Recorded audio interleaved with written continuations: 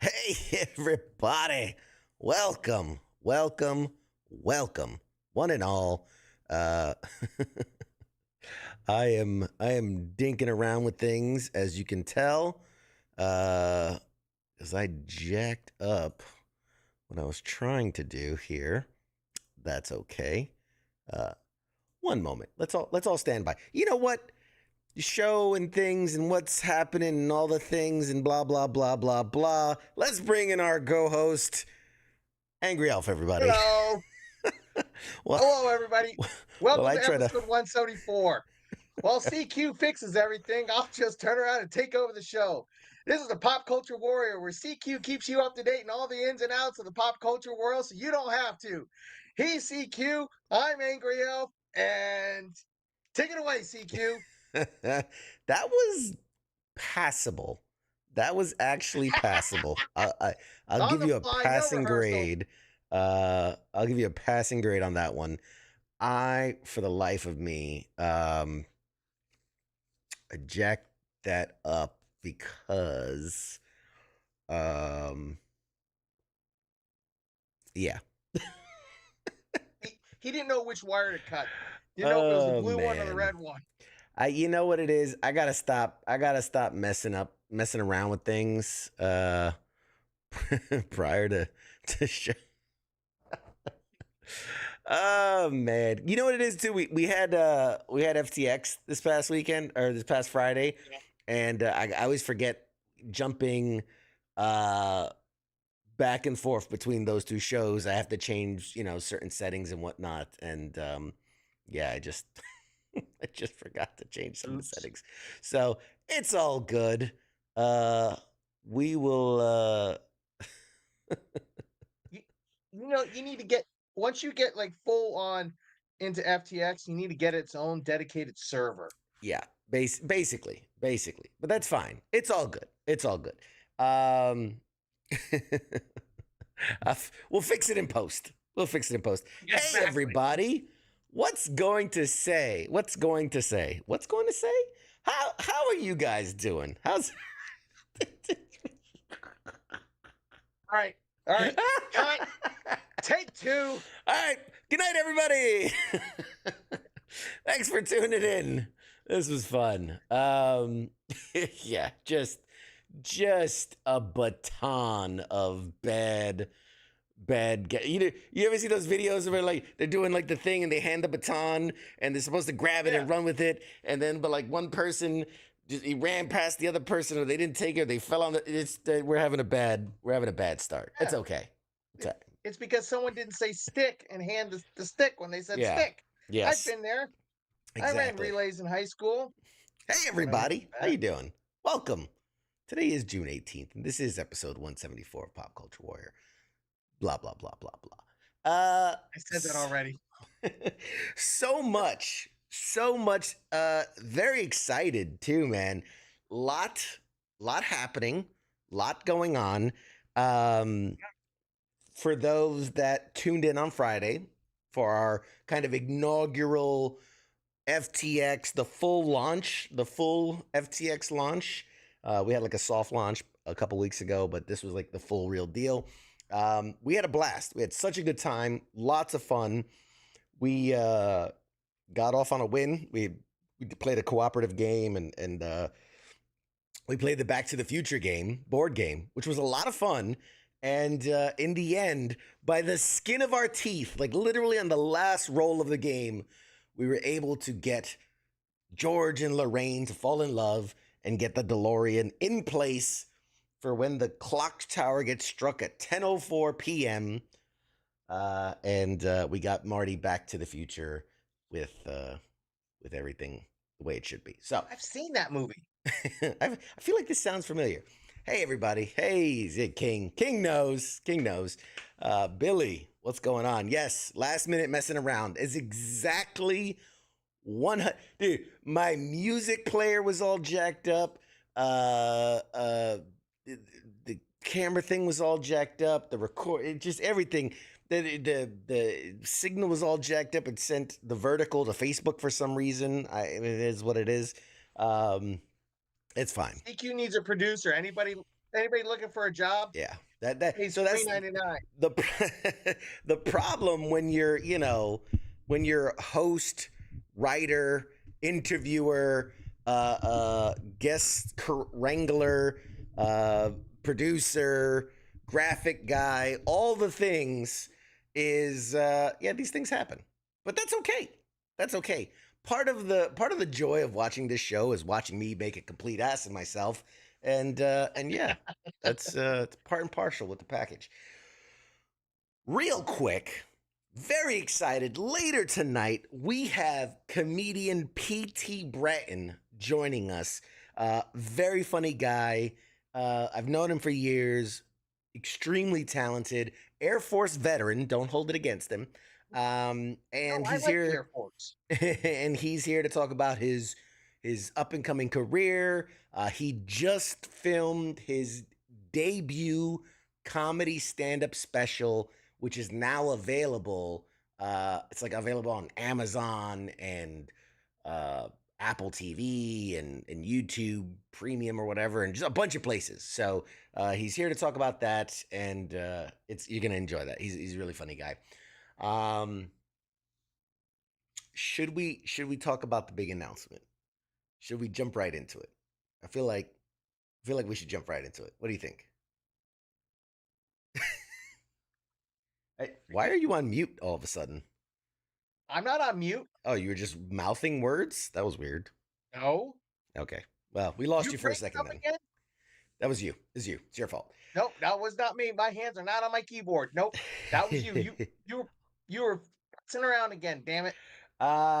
Okay. So very Ugh. excited. Very excited. I've got some super huge news. A lot of people don't know about this. A lot of people don't know this. Even in-house here at WTF Nation Radio, some people don't know about this, which is pretty I wanted to surprise folks. But I've got super exciting news. We've been kind of dancing around and I've been hinting at what was coming for a few weeks now, but I've finally got the green light. I can talk about it, I can announce it. We are thrilled to announce that we have a brand new collaboration with the amazing folks over at Hit Parade.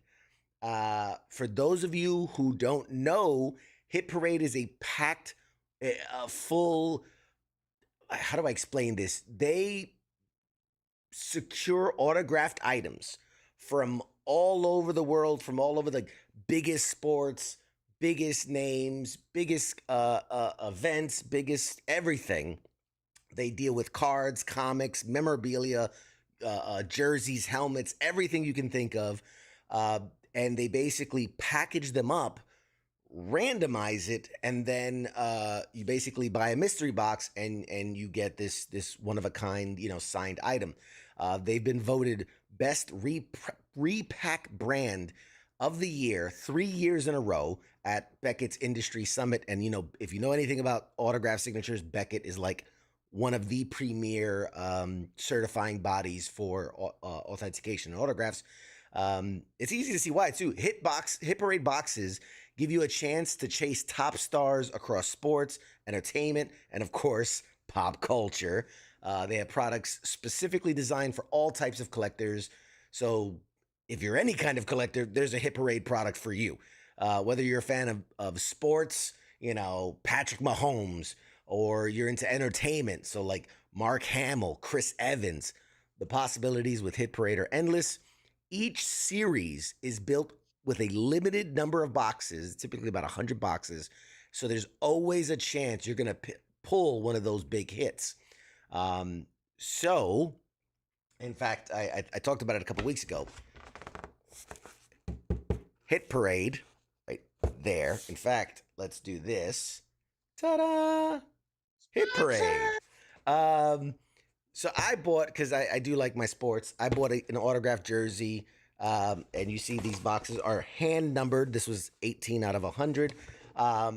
So they have everything from, like I said, cards, comics, books, props, scripts, posters, every type of sports equipment, baseball, hockey stick, helmet, jerseys. They have it all. Incredible collection of stuff. So what is our collaboration? What is our partnership? Well, this is where it gets really exciting for all of you. Throughout the month of July, Hit Parade will be sponsoring a giveaway for each one of our shows. Let me say that again. Every week in July, minus the second week because I won't be here, but every week in July, other than that one, we'll be giving away some incredible certified autographed items from all around the realm of pop culture. So we're talking, it could be a script signed by an actor, poster signed by a director, props, collectible toy, whatever, you name it, we got a chance at it. How this is going to work, and I've gone back and forth with those guys, is each week leading up to an episode. So this will technically start next week, leading up to that July 2nd show. So in the week leading up to it, there will be a post. You have to follow us on social media. You have to follow Pop Culture War because there'll be a post, and it'll say, "Hey, this is the official entry to this giveaway." You'll do all the things you would normally, like, comment, subscribe, whatever. All the instructions will be in that post. And the first week, we're going to do it on Twitter. Second week, we're going to do it on Facebook. Or second contest, we're going to do it on Facebook. Third contest, we're going to do it on Instagram. And the fourth and final contest will be done live here on the show. So only somebody watching live that day will end up winning the last prize package. And they're going to send me these packages. So I will have the boxes here. They will be sealed. I won't know what's in them. So see, like, they have these like hermetic seals, right? So anti-tamper, whatever. They will be sealed. And what we're going to do is you'll win. Pick one of these boxes at random. I'm going to open it. We're going to do an unboxing live right here. Open it to see what's inside of it, and that is what you will get in the mail, courtesy of Hit Parade and their awesome things. So very excited. Yes. The question from the audience. Yes. What about us Patreon members? Do we automatically get entered? Yes. Okay. So the specifics again will be in each post, but for those people that are patron members, they get the same bonuses they always get for supporting the show. So if you're at the first level, you'll get one free entry. You're at the second level, you'll get 2 free entries. You're at the third level, you'll get 3 free entries on top of whatever you do to follow the rules as stated. So like if it's like, hey, follow us, follow Hit Parade, and tag a friend or whatever it is, you do that, that's an entry plus all the Patreon entries on the side. So go join Patreon time now. Yes, that'd be a smart play to quadruple your chances of winning, possibly. So yeah, we're still working out the minute details of like we're saying, like, maybe tag a friend, and every tag you do, you get another entry. But I'm always concerned, like, I can't be going through thousands and thousands of entries for this. I do have to limit it in some way. So I think it's going to be tag everybody on Facebook. at everyone on Facebook. No. So it'll probably be like, you have to follow our page, you have to follow Hit Parade, like the post, comment on the post, share the post, whatever it is. You do that and you're in. So I'm very, very, very excited. This is truly a huge deal. This is an opportunity to win a really, these aren't cheap little knickknacks, okay? Not to say that the prizes I usually don't give away. Like I just built a prize pack for one of our past winners. Billy, I know you're out there. You're getting your package. It's tomorrow's the holiday. It's going in the mail the next day. But yeah, not to say that they're crappy gifts or prize or anything, but like, this is huge. I was looking through the archives of some of the stuff that they've pulled out of their boxes. Like I saw one was a a Spider-Man script signed by Tobey Maguire. I saw there was like a Batman v Superman signed by Henry Cavill and Ben Affleck. You know, Ooh, I like want that. I yeah. got a perfect spot for that. So there's, I mean, they give out some really, really cool stuff. Very excited to partner with them. They are super supportive of us and what we're doing. And like I said, you know, this is going to be a great partnership. You know, you can check out hitparadecollection.com. You can see all the stuff that they have, and they have a ton of things. And as a side note, on top, like they haven't done enough of sponsoring the entire month of July. There's also, again, we're kind of working out those tiny bit of details. We have a couple days here before July, but they're going to give a discount code so that if you're not one to win and you really want to get yourself a box or one for your friend or one for your favorite pop culture co-host or host or co-host, Co-host, um, co-host, you'll right here. you'll have a discount code to save what a X amount of dollars. We're still working out the details, but you'll have X amount of dollars to save off of any purchase. So we're doing that as well, and no pressure to all those in the audience. If this goes well, they have told me that they could foresee a long term partnership where maybe they sponsor every giveaway that we do. Not every week. Not every week. That would be crazy. But every time we do a giveaway, they might be like our sole sponsor and provider. I mean, maybe I'll throw in some things on top of it too, just because I'm that kind of guy. But needless to say, we really want this to go well. We want lots of people to participate, likes, shares, subscribes, comments, tell your friends, all those things, and very excited. It's gonna be big. I'm very excited. If that if that was to happen, your backlog, you would have to clear that out like immediately. Like you would Yes. have to do a, going out of business sale. Everything must go, you know? I mean, yeah, yeah. Some of it would what I, my backlog of giveaway items. What I would have to do is just every time they did want, like we gave away something of theirs, I just have to throw a bunch of stuff on top of it. Um, Oh, I got a better idea.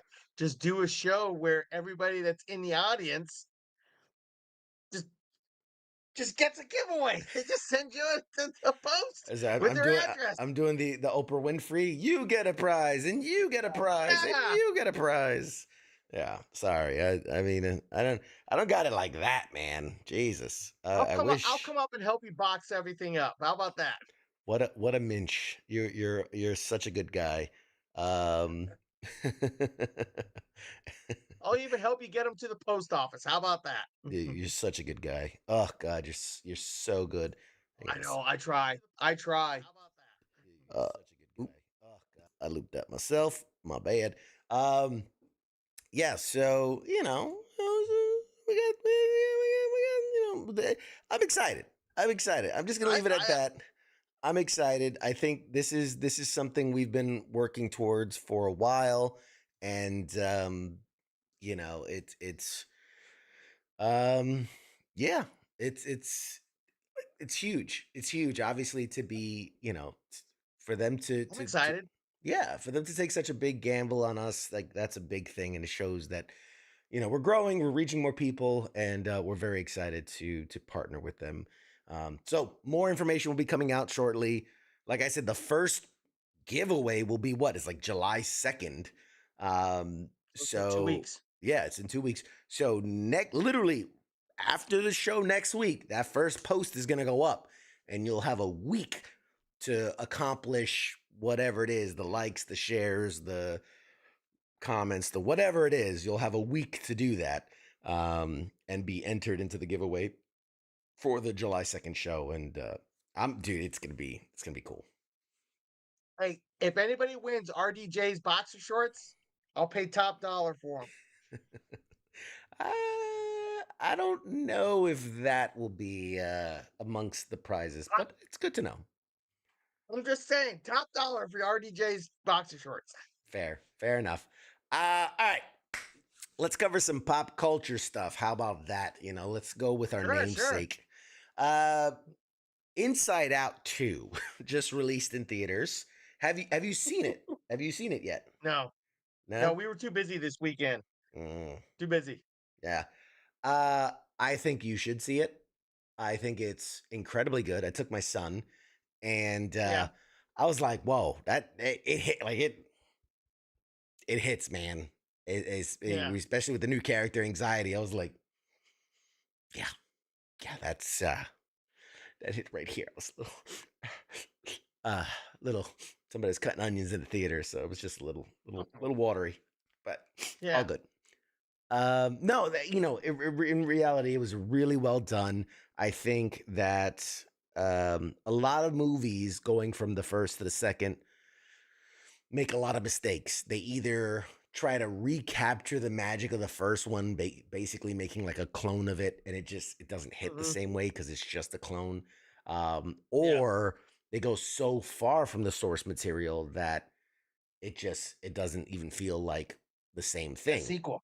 Yeah. Yeah. And I think they balance this really, really well in touching kind of a lot of the things that they touched on in the first one, and the feels and the tone, while introducing lots of new concepts. And obviously now, hey, was it Riley's going through puberty, and so that changes the way people feel and think and act. And I think it was really well done. Really, really well done.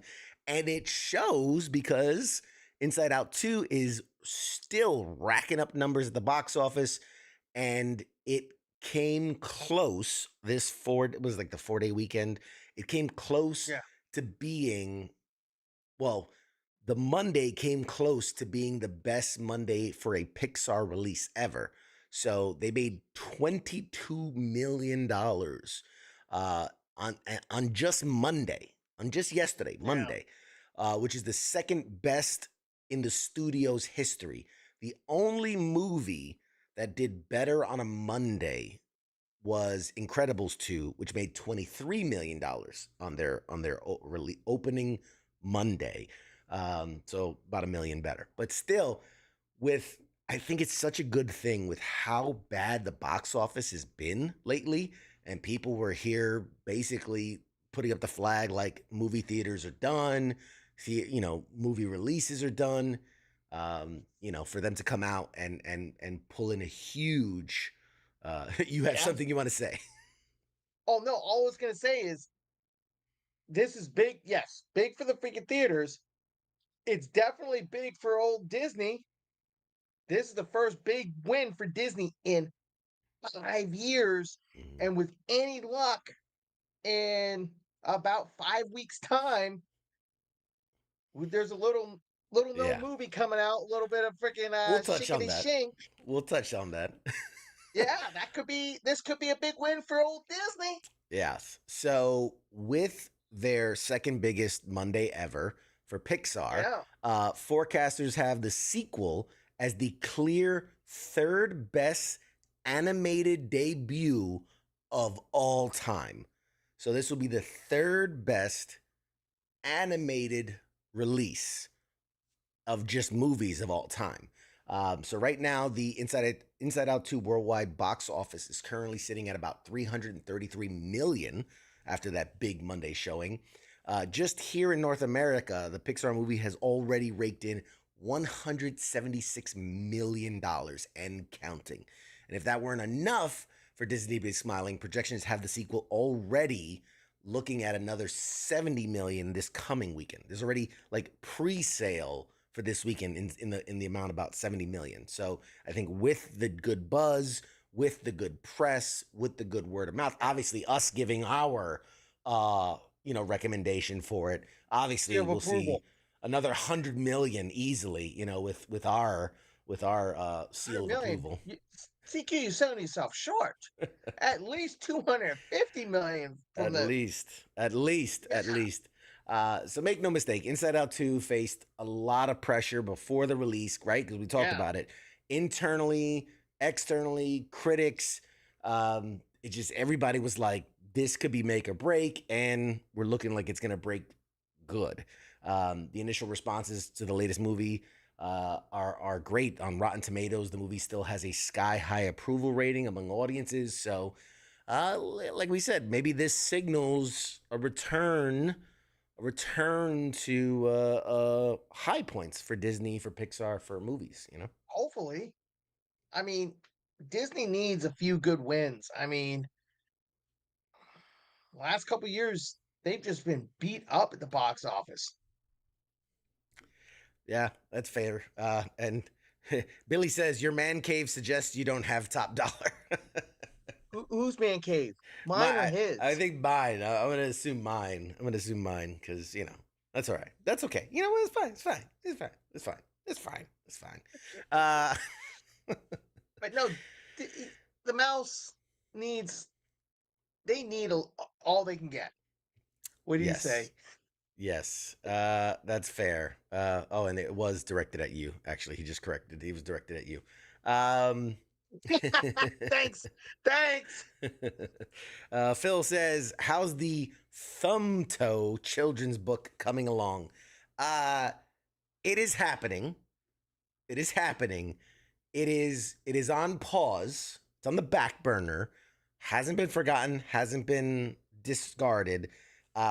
With FTX launching, I put a lot of time and attention into that. Obviously, I was telling Angry Elf here before the show that uh, I mean, I guess a peek behind the scenes. Obviously, when you're live streaming, you use software and systems and things. And I use this thing called OBS, and it's a broadcasting service or software. And I've been using kind of the same setup for years.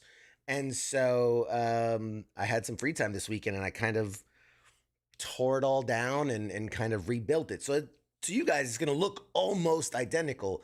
From my side of things, things are much more streamlined and processes, but also as I'm getting used to the new setup, you saw what happened when we started the show. Still getting used to just kind of how everything's set up and what's happening. So forgive me as I get my sea legs under me. It was sparking earlier. I saw sparks. He did something and the room lit up. I thought it was yes, on fire. I thought I was yes. gonna have to host a show by myself. It's all right. It's okay. Totally fine. Totally fine. We're doing it. So, long story short, the Thumb Toe children's book is happening. It will happen. Um, and I have my notes here. I literally they're not going they're not going anywhere. I have my notes. That's my scribbles for that. So yeah. He says Mad Mike is getting worse looking every show. We ain't That's getting funny. worse looking. That's I think I'm funny. better looking. That's funny. You guys are so mean. You're so mean. It's poor angry elf. Um.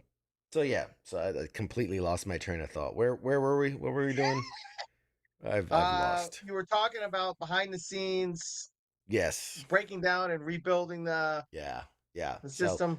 changes happening, things happening. I mean, people probably didn't even notice. I moved things around in the background. Some of the background changed. Angle of the show changed. Light setup changed. The monitors changed. A bunch of things changed. So still He changed his underwear for the Tonight Show. I changed my underwear for this. This is one of the few changes I've done.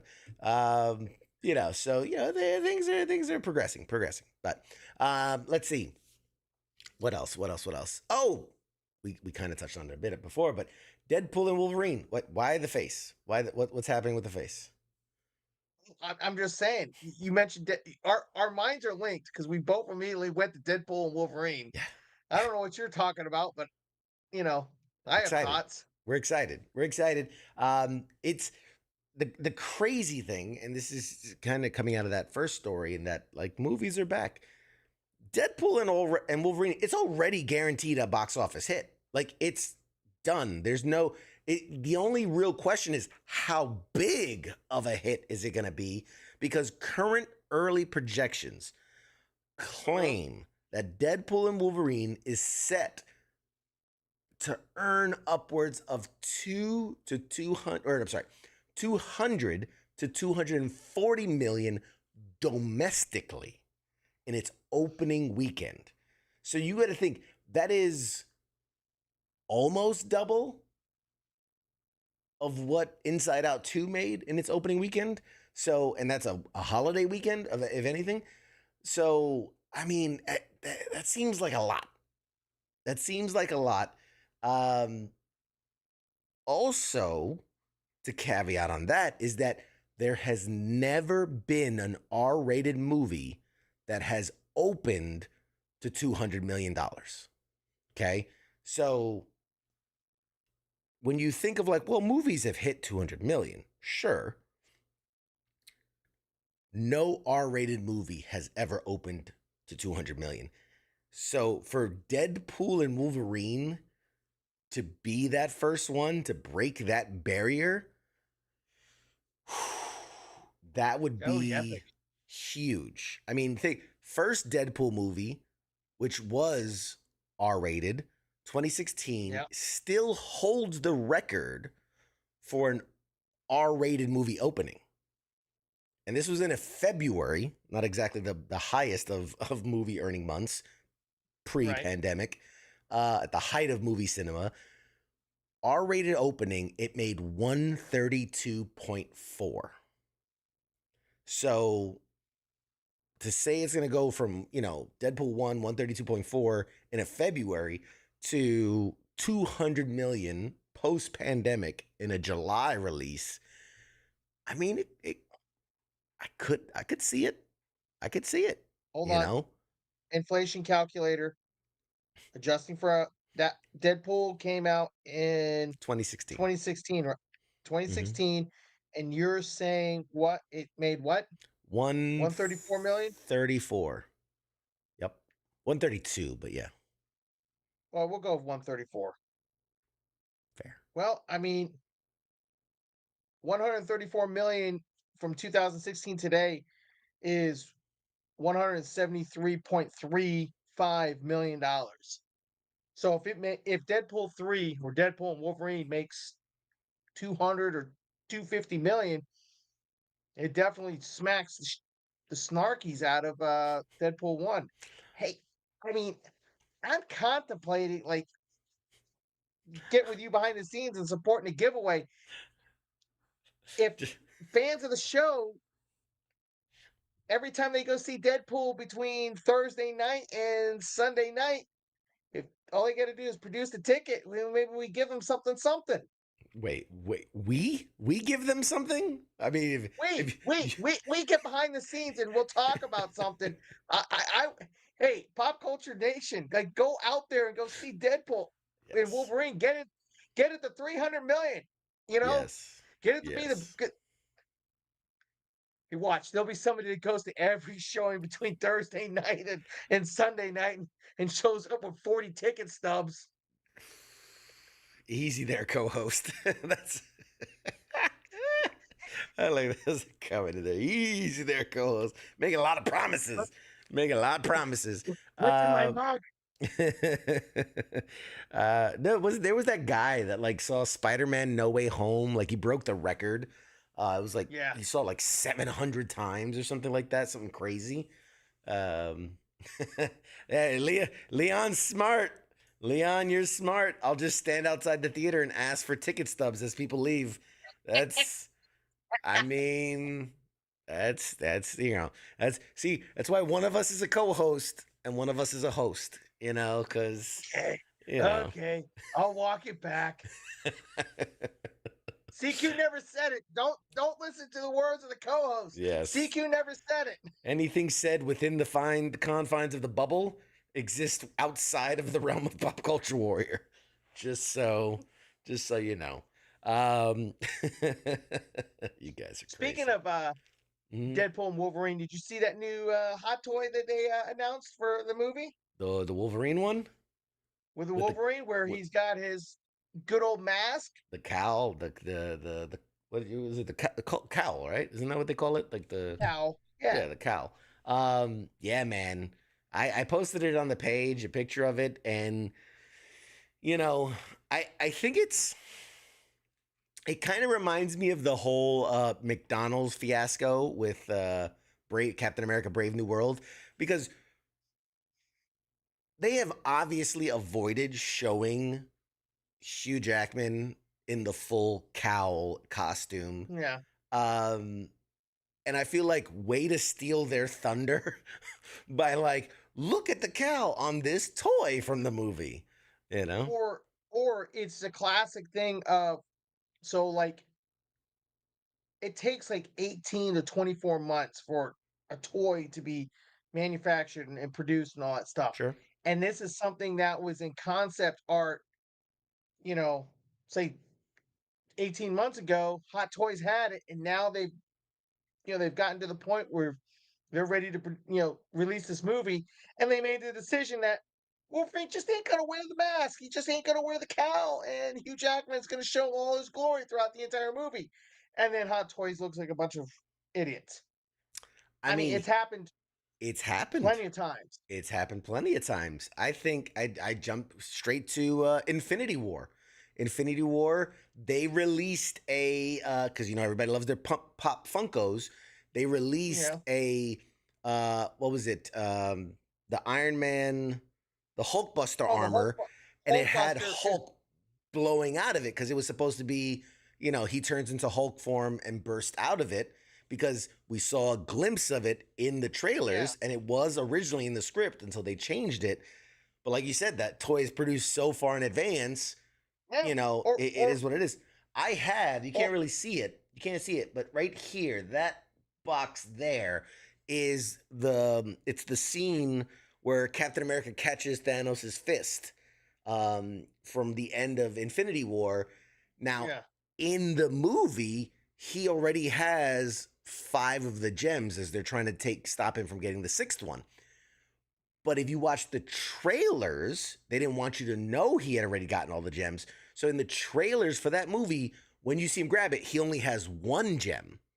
And so mhm. that toy, if you look and you look at Thanos' hand, he only has the 1 gem because again, they based that off of a trailer that was ahead by months and etc. Or I got a better example. Okay. This is going to show how one, my age, and two, my nerdum. Uh, Star Trek Generations from 1994. When Playmates got the word about the toys, they were going to have the characters, the crew of the Enterprise was going to have all brand new different uniforms. Mm, And they actually produced them, but then they didn't test well in the first couple of days of production, so they reverted back to another uniform, but they didn't tell Playmates until it was too late, so they produced toys that didn't match what was on screen. And that's happens. notorious Yeah, in the toy happens. nation. Yeah. And then, but then those become like collectible, right? Because they get discontinued and Yeah. they're variants that that don't exist or whatever Oh, and they never fixed it. They just rolled with it. They just rolled with it. But anyways, we'll see. We'll see if Hugh Jackman actually puts he the has to. mask on. I'm sorry. Do you realize how angry people will be if he's not in the cowl in the movie? And here's the thing. There are so many look back at a lot of the Marvel movies, the Spider-Man movies, the Iron Man Yeah. movies. After like the first one where it was very practical effect, it's almost always CGI'd. Like they Yeah. literally just CGI the helmets, like Spider-Man's mask, they CGI that over Tom Holland. The Iron Man mask, they just CGI that over RDJ. They're not practical anymore. They don't Right. use the practical thing. So we're seeing all these trailers with Hugh Jackman full face. For all we know, in the movie, he's full cowl the whole time. I You know? I have I have a thought or a prediction, and then I have a wish. Okay. My thought is he's going to show up with the mask on. He's going to have the mask on for a couple moments, and then he's going to lose it. But what I do want to see is, he fights Deadpool or whoever, and then like half the mask is ripped away, and that typical Wolverine kind of half Just on, half off, peels it you know, off.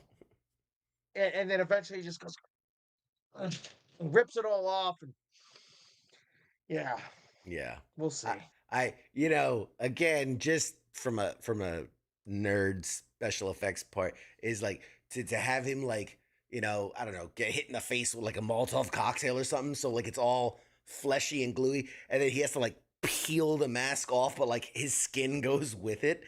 And then you get Oh, like you see the adamantium underneath well, the you can see metal the skeleton, yeah. adamantium, but just as it's all gooey to have Deadpool be like, "Oh, look, twinsies," because his face is all like Oh, mushed up and melted, and then all of a sudden it heals, and he's like, "Oh, not fair," something like that. I think yeah. would be just such a cool moment. I'd love to see that, but we'll see. If only, if only. Yep. And another story, kind of off topic, but I found this fascinating. As of today, and by all means, people, weigh in here. I'm curious. Uh-oh. What would you say is the world's most valuable company? Best guess. Throw it out there. World's most valuable company. There's a lot come to mind, but the answer might surprise you. Toss one out there. McDonald. Billy says PCW. No, No, definitely not. Greg says it's a second. OnlyFans. No. Yeah, yeah. We got No, Ginger no. says Amazon. We got two correct answers. Two correct answers. Leon first, and then Phil. But as of today, Nvidia. Nvidia, the technology company best known for graphics cards, is Really? what wouldn't have been surprised is number two and number three, which are number three is Apple. Apple, not surprising. They are at I think it was $3 trillion net worth. In second place, and which has been in first place for God knows how long, Microsoft. Think about it, the two tech giants that Oh, yeah, practically run the world. technology. Microsoft, $3.15 trillion. But as of today, Nvidia broke the fucking mold, hitting a market value $3.3 trillion company, which, my God. Oh, Phil Can says I he have bought some stock can I like have 8 years 1%? ago. Dude, I would love Phil. You bought stock in them 8 years ago. What was the price of stock for Nvidia 8 years ago? Because I'm gonna guess it wasn't all that much. Like it was probably good, but it wasn't like what it is today. I can guarantee you. Um, Sell that. no, man, that's a long term hold.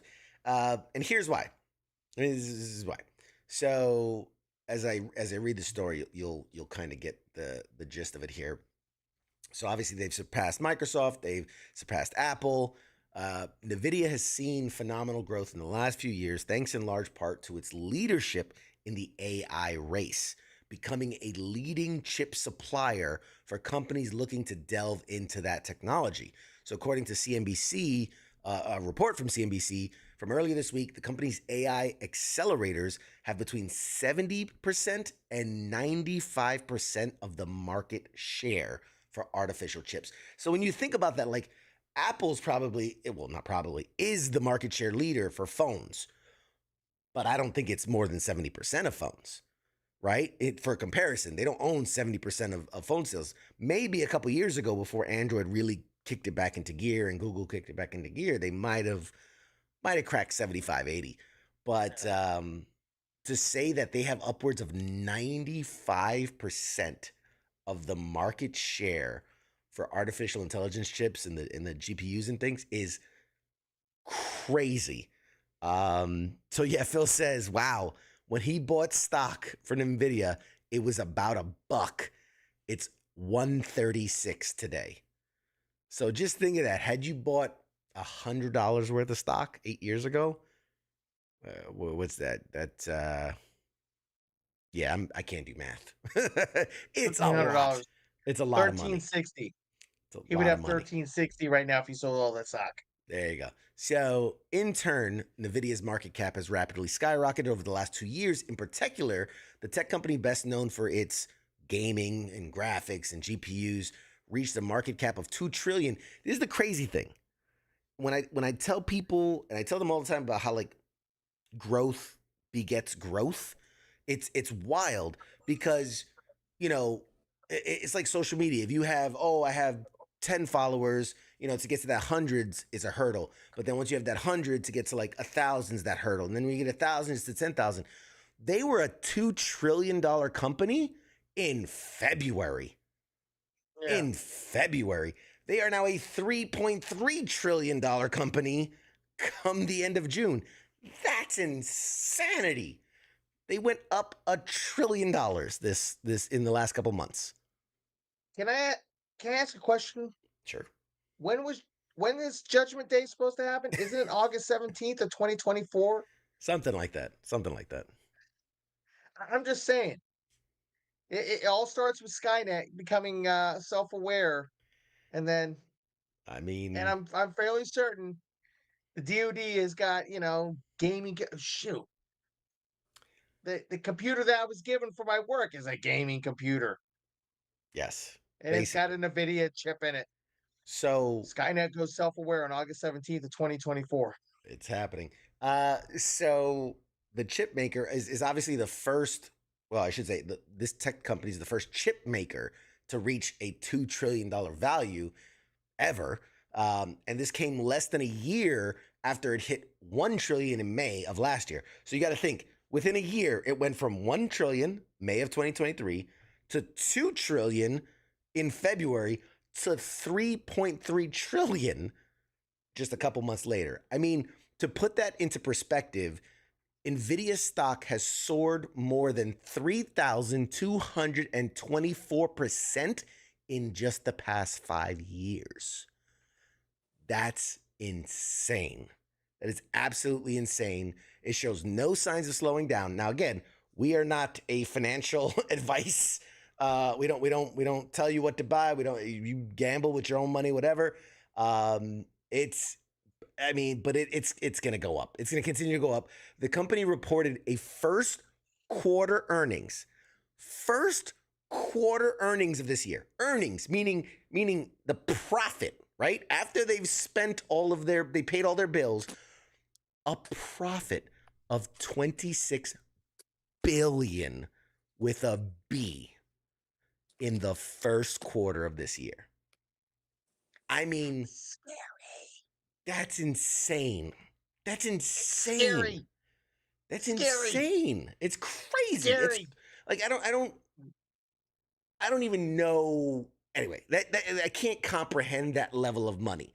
The company announced last month that it plans. So here, this is the one that gets me. So with how fast it's been growing, right? They had a release schedule. It's like every 2 years they would release a new GPU, whatever. They're so profitable, and this is what scares me. They're so profitable. It's very much like that Marvel formula where like, oh, we released 2 movies or 3 movies and it's going really well. So if we release 5 movies and 7 movies and 10 movies, it'll be even better. And then we see what happens with the quality. Yeah. So they have announced that they plan to release a new AI chip every single year, which is, I mean, they've been like on a 2 to 3 year cadence for the last like decade. So the fact that they're going to be pumping out way more stuff only means the value of the company is going to just absolutely skyrocket until someone develops something more futuristic than AI. I mean, they will be the gods of technology and money. Like they're gonna have all of it, all the money. I'm sorry. The only thing I hear in my head right now is bum bum bum bum bum bum bum bum bum bum. He's such a They're hater. He's coming. such a naysayer. Terminators. They're coming. Oh my god. Listen, it'd be fine. It'll be fine. It'll be fine. It'll be fine. Oh Uh, yeah. Oh yeah. Listen, if we become, if AI takes over the world and we become their slaves, then I mean, it is what it is. I mean, we had a good Hope run. you like your wrap burger, CQ. How do you like it? Medium rare? I'll throw special cheese on I yours. mean, I've seen Fallout. I've seen Terminator. I know how I can do. I've seen Mad Max. I can do post-apocalyptic. You know, Okay. I skewer can't wait some. to see your car all decked out. I've got a bunker, man. I've got a bunker. All right. I know. I've slept in your bunker. That sounds inappropriate. Um, one last story. Um, yeah. Oh man, I was excited.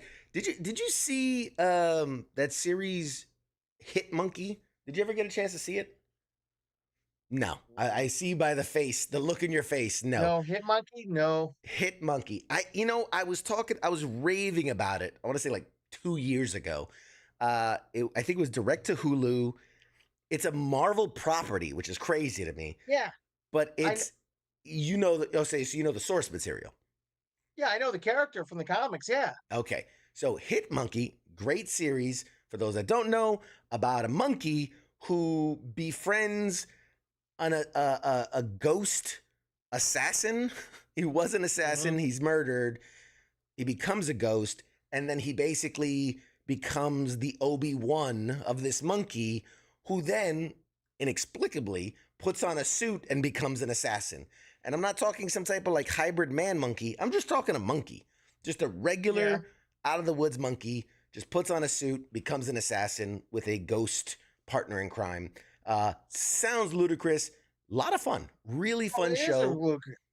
Hulu did it. They had Jason Sudeikis was the assassin. Monkey was the monkey. I think Olivia Munn Right. played like the police detective. Really great show. Really great show. Really enjoyed it. They have announced season 2 is coming. The sophomore season of Hit Monkey animated series has gained major new cast member. They just announced a week or two ago that Kristen Milotti has joined the cast. I mean, she was popular for playing the mother on How I Met Your Mother and a bunch of other things.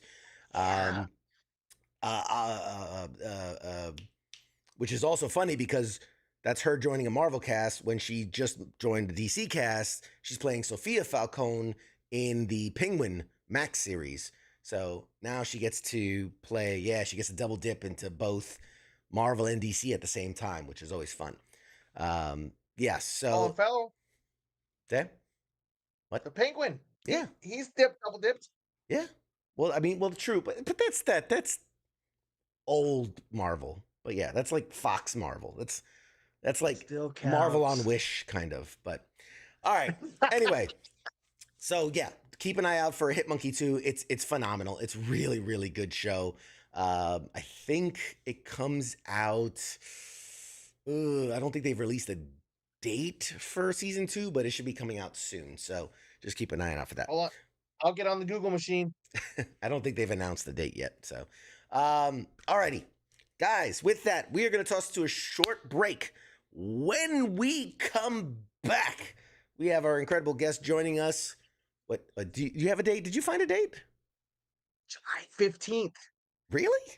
That can't be right. July 15th of 2024. Okay. Well, there you go. We're less than a month away. Go see Hitman or Hit Monkey. July. Hit whatever. Monkey. On Hulu. But when we come back, guys, after this short break, we're going to have the incredible comedian P.T. Bratton joining us. You don't want to miss this. It's going to be fun. So, Angry Elf, anything to say before we toss I'll it be out? here. I'll be here. Yeah, I'll be back. I'll be back. Be back. Such a nerd. God. All right, guys, we'll be back after this short. Yeah, and forgive me, man. My music is. I got. I'll play something. But yeah. Don't get Okay. copyright struck. All right, guys, we'll be back right after this.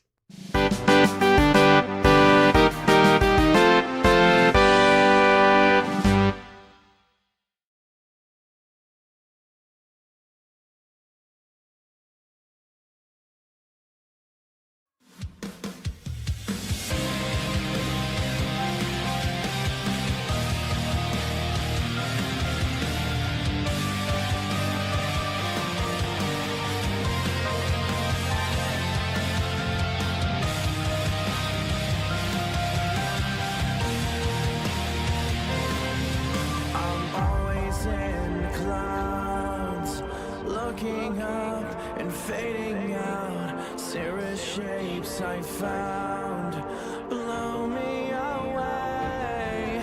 Van Allen right around, pushing through. Skin is brown, nature has us trapped in fear. So I get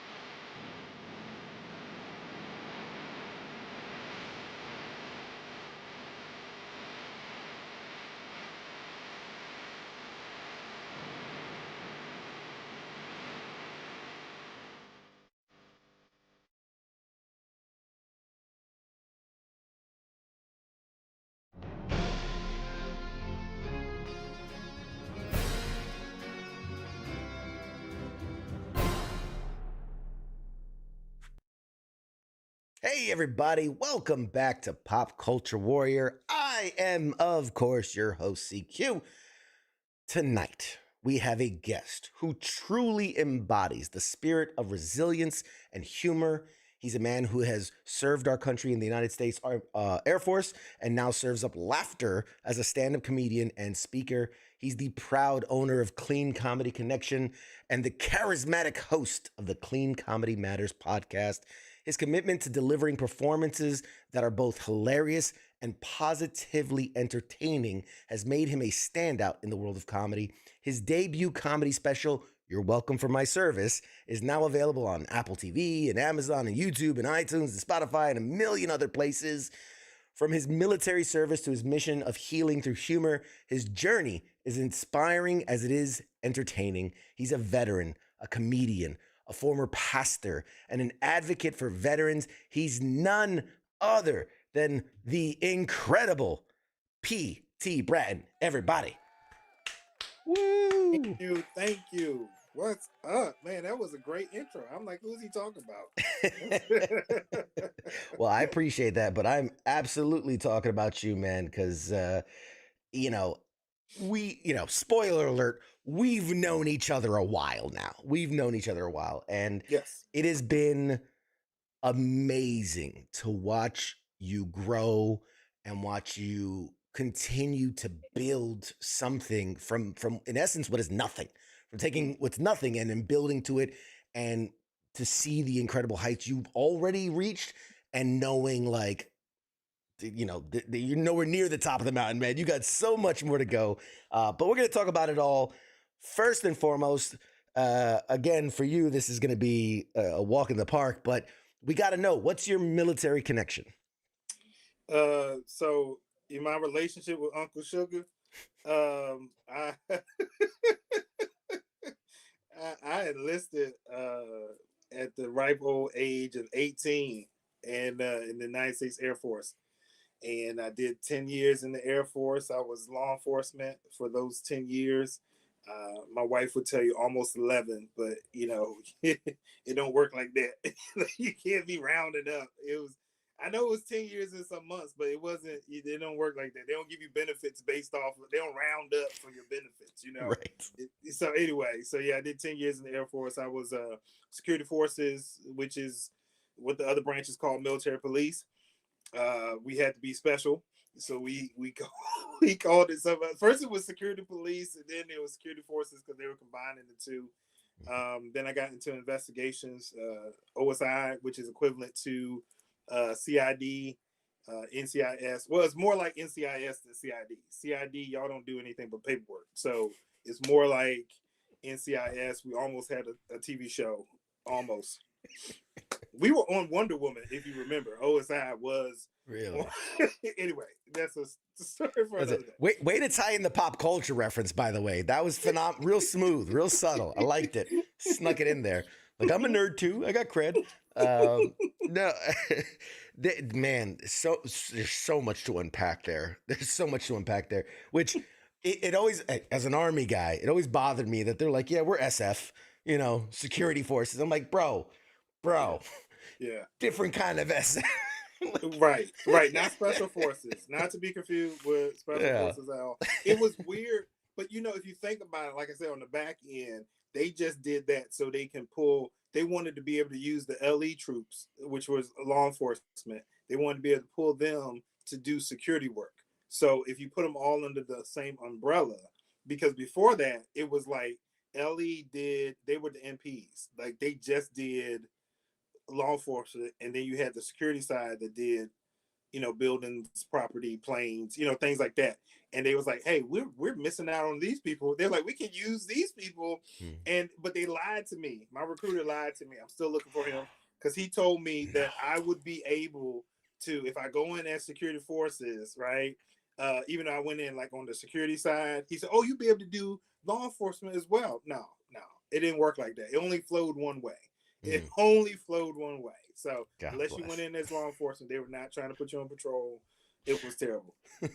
It's like when they were like, yeah, I want to be special forces. Like, yeah, you just go in as a cook, and then it's like a straight track Right. to special Right. forces, man. You'll be a But you black, don't know anything. I'm 18. I don't know what He's telling me, oh, you can. Hey, on post you can study. You can study on post, and I'm like, Yep. you can't study on. The Get your only thing you college can degree, study on sure. post is your. Sure. We call them CDCs, right? That's your course. I forgot what it stands for now. Development, whatever training. Like that's the only thing that you were allowed to read.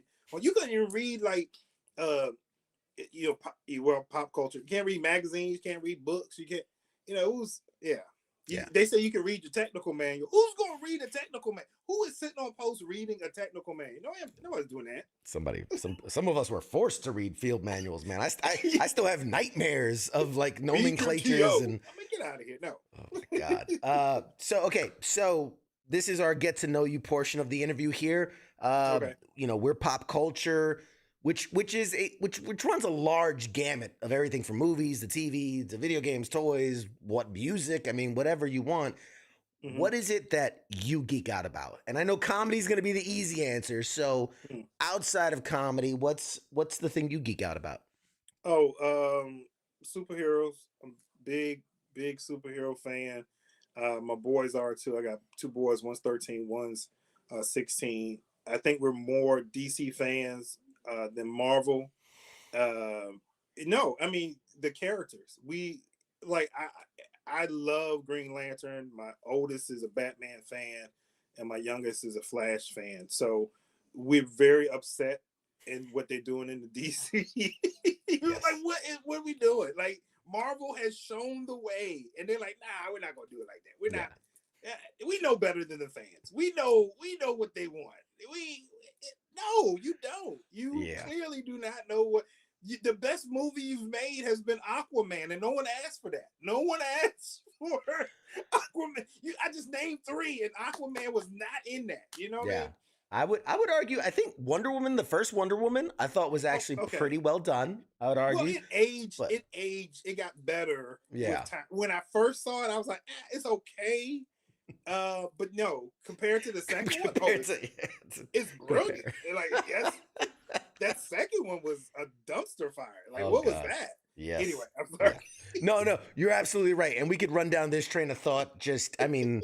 We can have that conversation. Hey, for you and your boys, I respect these. Like, people think, oh, I'm a Marvel fanboy, but I'm like, I just want good stuff. I just want good. I want good quality stuff. And Marvel's doing it right now. But James Gunn is now leading up DC. They're rebooting the whole thing. We're getting a new Superman. We're getting a whole new world. Fingers crossed. In James Gunn, I believe, we're going to get a whole new regime at DC. So we'll see. Fingers crossed. But I think the problem is at the top, right? Like they do these one-offs and they haven't figured it out. Like if you connect the movies, you can make more money and you can engage your fan base. Again, Marvel showed you how to do it. They did Iron Man, and then they had this cut scene at the end that alluded to, hey, there's more. And then Marvel fans, you go to the movie theater and you stay to the very end because there's going to be a teaser for what's next. And it's like DC, they're doing one-offs. They're like, okay, we're good. And then they do the next one, and it doesn't even connect. Oh, they're in a different universe. Why are they in a different universe? Why are we doing this? You got Joker there, Batman over there, and this over there, and you're right. You're absolutely right. And how many more Suicide Squads do we need? I mean, really? Like, again, 3 more. Something we did not ask for that. Like, let's make another Suicide Squad. No, we didn't ask for that. It wasn't bad. It was better than. It was anyway. Yeah, it was good. So I always like to ask, right? When I bring on actors or directors, which obviously this is something they've been doing a long time, and that's something they knew. You get the answer all the time. Like, oh, I knew I wanted to do this since I was a kid. Knowing that you went into the military, and we'll touch on like kind of how you came to comedy after that, but maybe tell us, what did you think as you're transitioning out of the military? Talk about, where do you think you were going? Where do you think the future was taking you? What did you think you were going to be doing, and how that transition into comedy? Oh yeah, so no transition whatsoever. I got out of the military. I was only getting out to go to seminary, so that I could go back in as a chaplain. That was the plan. So I've been ministering since I was 14. Got licensed to preach at 14. I got ordained at 20. And so that was like the track that I was on. And being in investigations that didn't really align because I'm sitting across the table for somebody who is they've made a mistake. A lot of them, they weren't bad people. They just made some bad choices. And I was like, if I could only get to them before this point, like at this point, I can't help you. I can help you get out of the military. That's all I can do at this point. And so I felt a pull and a tug to do more to help people. So I got out to go to seminary, and then a whole lot of series of events happened, and, I did not wind up going back in as a chaplain, and I actually got laid off from my job. So yeah, comedy found me at a low point, and that's the long and short of it, right? Because as a preacher, I always crack jokes, and my wife's like, in another life, you could be a comedian. So when presented with that opportunity, I went for it, and I enjoyed it. I loved it. People laughed. That was important. People laughed, and I was like, this is great. It's a great feeling to help people. I always want to help people, right? But like this is a way that people want to be helped. Um, Church sometimes is they don't want that kind of help unless everything is falling down around them and they've tried everything else. Then they're like, well, let me try God. But laughter, people are more open to like, oh yeah, I need to laugh. So I'm helping people in that way, and I love it, man. I love it. So many people come in bogged down. They're feeling low. I've heard that several times, and they leave the show feeling better. And they're like, I'm so glad I came. I'm like, yo, I'm making a difference. I I think there's a message in there where it's easier to deliver a message kind of maybe disguised as a joke Mm. than maybe even like preaching, right? The Mhm. message is a little more on the nose, it's a little more direct, whereas you can kind of Trojan horse that message in as a joke and then let Mhm. people kind of let it hit them when it hits them. Yep. And I think that's awesome. That's so awesome. And the again, the comedian in me wanted to make fun of you and just be like, let's see, you went into law enforcement, a preacher, so you just love telling people how they wrong. It's like that's got to be just somewhere in you. You just love people telling people where they're wrong. But anyway, I was not a good cop. I didn't like that part at all. I which didn't. we're gonna talk I about your didn't. stand-up special because you had a bit in there which I really liked about that, and that was awesome. The line of just, I knew I was a bad cop when I pepper sprayed myself.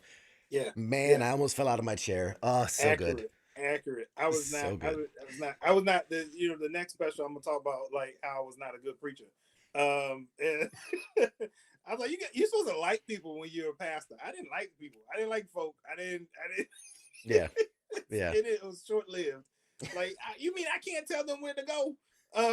They telling me I can't respond. Mm, I gotta. No, I was there you not cut go. out for that. Um, if you could perform stand-up Hmm. for any person, living or dead, who would it be and why? Whew, man, Mm, that's a tough one, man. yeah, it's a thinker. Uh, I got two at the top of my list. I would definitely want to perform for Dave Chappelle. I would definitely like to. He is one of the goats right now, and to be able to try to make him laugh or have him say, "Oh, that's clever" or "That's funny," that would be a great compliment. I think I would also want to perform for Sinbad because Sinbad is that's what I aspire to be, right? So when you look at clean comedians who have done it from sitcoms to movies to um, I'm sorry. My youngest son God is bless. distracting me. Y'all pray for me. Um, but no, Sinbad has done it. He has done it from sitcoms to movies to stand up. Have you seen his stand ups? Like he'll Oh do like an yeah. hour and a half, and it only feel like it's Just amazing, blows right by. amazing. Yeah, and so yeah, those would be the two, and I think that's interesting that I picked those two because one's clean and one's not. Very not clean. Yes. Yes. Let me ask you this, because this is something I've thought about. Mhm. And only someone who's performed comedy can really, I think about this and answer it. When you say like I'd love to perform for someone like Dave Chappelle, you could do really well. And he's like, Mhm. man, that was, that was funny. I'm not even gonna try to do a Dave Chappelle. It just slipped out a little bit. But he goes, man, that's funny and that was clever and I loved it. It was great. Or there's the route where it's like he doesn't laugh once, Mhm. right? But he's and then was to give you feedback and Mhm. really insightful stuff. I mean, would you want to just like in that moment, you have the option, like, do you want to kill it where he's just like, nah, that was good, that was great, you're fine? Or do you want to like maybe again, not like bomb or anything, but just have him give you more of that critical feedback and like, oh, think about this, address this kind of thing. How would you want to go at that? I feel like it's both because I feel like Dave is the type of person that if you do well, he will be interested in giving you more. You see what I'm saying? Like it's Mm-hmm. worth him giving you advice because he sees something in you. So I think it's a little bit of both, right? So like you may not kill it, you may feel like you killed it, but if he's willing to give you advice, that means he saw something. Because he's not going to waste his time and saying something to you if he don't think that you got potential. So I think it's both for that. Yeah. Okay, fair enough. Fair enough. I want to give you this second or this opportunity here. A second, boast a little bit about yourself. Tell the folks at home some of the places you've performed, some of the people you perform with. Like, flex your comedy muscle, your pedigree. Let the people know. So I never do this, but I was blessed to perform at the White House. I've been at Amazon and Google, a lot of the major comedy clubs. I've worked with some big names. I mean, PJ Walsh, Mike Goodwin. Um, oh, Name drop, you baby. see, I'm not even see. It's not fluent, right? Like I can't just be like Like there's a lot of people that name drop. I'm like, oh man, who else I work with? I opened for um Lord, her name is escaping me now. She was like the first black female writer on SNL. Um, you know what I'm talking about? I know who you're talking about. I don't know the name either, but I know exactly who you're talking about. It's I've gonna seen her come to me perform. later on. Yeah. Sylvia Tremore Morrison. I've worked with Tony Woods.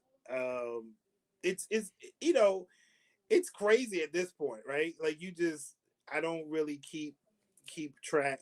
Um, I do remember the people that I feel like I'm cool with. Like, Mhm. okay, but I've graced some great stages and opportunity. The Kennedy Center, the Warner Theater, Open for the Miracles. I'm like, it's been a ride, man. It's been a ride. I can't. Yeah, I'm thankful, and that's one of the things I feel like. Um, you're on the right track when things start dropping Mhm. on your path. So like when I see you on your journey here with podcasting and how you've interviewed some really big names, and I'm like, that's how you know you're on the right track when those kind of things drop along your way. And you're like, this is crazy. Like when we were sitting in class together, you probably never even thought that you would be here, No. you know what I'm saying? And the people that you've met, and it's crazy. Like we did a show in LA together, a Mhm. private show in somebody's backyard. Carter I'll Bays. let you Not that say I'm the name name. dropping. Carter Bays. I'll let you say the name of that one, but that was like, who has an amphitheater in his backyard? This is Yeah. crazy. Yeah. In between his house and his guest house and the tennis court Mhm. and the pool and all, and then Yeah, amphitheater. It's a whole yeah. thing. But I couldn't agree. You're one of the most humble guys I know, and that's why I wanted to kind of put you on the spot, just to see you flounder a bit. It's like you could say, man, what a pastor over here. He's like, the Bible says humble. It says, not to brag. Like, come on, man, we're here promoting you. We're here. You're selling yourself. You gotta, we're prostituting you out there. I suck at selling myself. I suck at it. But think about how. Okay, this is kind of a thought I've had in that there are people that are very good at selling themselves. There are people that they specialize in how to make opportunities for themselves, not necessarily based on their talent, but by how well they can market themselves. We've seen it. It's out there. I'm not going to name people, but there are people with millions of fans who are just really good at marketing themselves. And then there are people who put in the work and put in the effort and get those opportunities, not necessarily because they're bad at selling themselves, some people, but they put the work in, they put the effort in, and the opportunities are there because of how good at what they're doing. And I think that's a testament to what you're doing and how successful you're being at it and where you continue to grow. Hire yourself a PR person. That's all I'm saying. That's what you need. That's gonna get you to the next level. You need that PR person. So you served 10 years. We talked about that. How is it that you think, besides material, how's the military? How did that shape your journey into getting into comedy and then onward? I mean, it was thanks to the boot camp for veterans that's where I got my start, and that it was more than comedy. It introduced me to a community where I felt connected, where I felt like I belonged. Um, when I first separated, I just felt lost in a way, right? Like, where do I fit? Where can I go where people understand my experiences and can relate? Like in the military, we make friends fast. Like you don't have enough time. You're like, hey, you cool? You seem cool. All right, we're gonna be cool. Like that's the level. Outside in the civilian sector, people take years to figure out if they like somebody, and I'm like, nah, we don't have that much time. We like, I'm here, you here. Who am I hanging out with? Like, okay, I can hang out with this person, And then the funny thing is, and this, you'll PCS, and you'll find them somewhere else down your career, and you'll pick up where you left off. Like, which is, the civilians don't understand that. Like, I would, like, if we were stationed together and then we get stationed together again, I would just pick up where we left off. We like, hey man, and they don't get that. They're like, hold on, how can you just? That's the military life. It's different. So I think the military really, it gave me a sense of purpose. The veteran community, being to accept the fact that I'm a vet. I did not retire, and at the time they made it seem like only the people that retired are veterans, because they talked about the benefits that they get. Okay, if you're a retiree, that's how they gave the transition assistance. They're like, hey, if you're a retiree, you get this, this, and this, and you got to sign up for this and this. If you're separating, we're going to teach you how to write a resume. I'm like, whoa. And I didn't know. I'm like, I'm entitled to the same benefits. Like I get health care. I get, like all these things that they weren't telling me. So I got out and felt like when I wasn't able to go back in, I did feel like I was a failure. I felt like, okay, now I don't fit. I'm not, I did 10 years for nothing.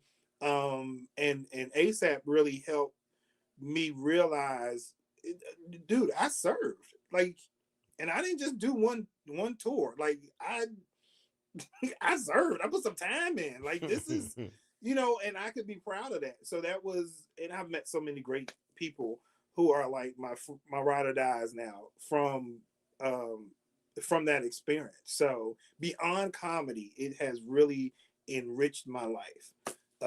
Yeah.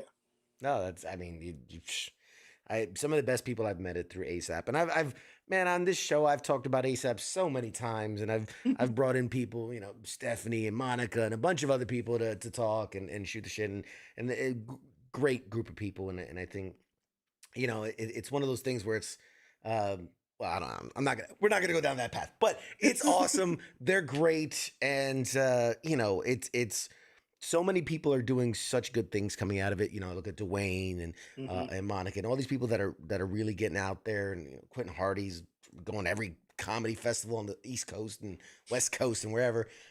So it's really cool. It's really cool. And there was a time where I thought like that was gonna be the life for me. I wanted to do the comedy thing, and I loved it. It was so much fun, and the writing and what I learned, and you'll know this because you're out there, is that man outside of that ASAP community, it's not the nicest place to be. it's comedy can be real cutthroat, man. It can be real Yep. cutthroat. It could be very man eat man.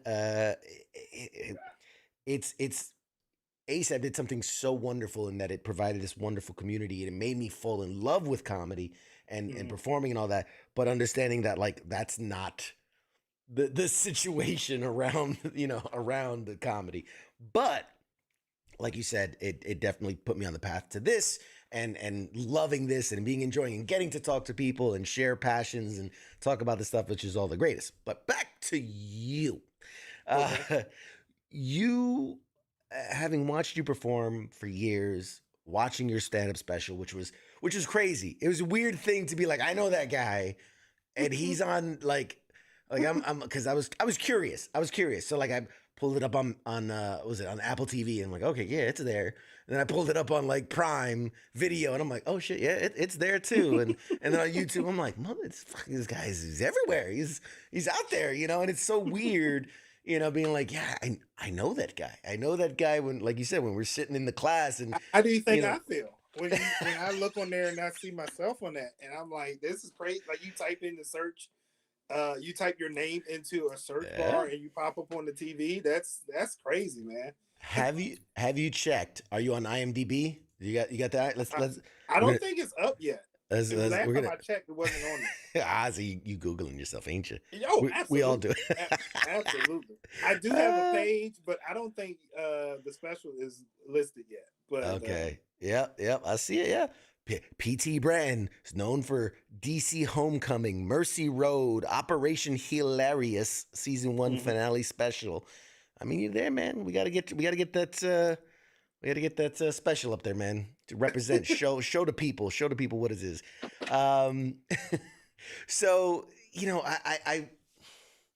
I think about like the way you kind of commit to bettering yourself both in the comedy world, right? Putting in the hours of the practice and the training and the performing, but then also knowing you personally and seeing how you've grown and changed and Mm. evolved through the years.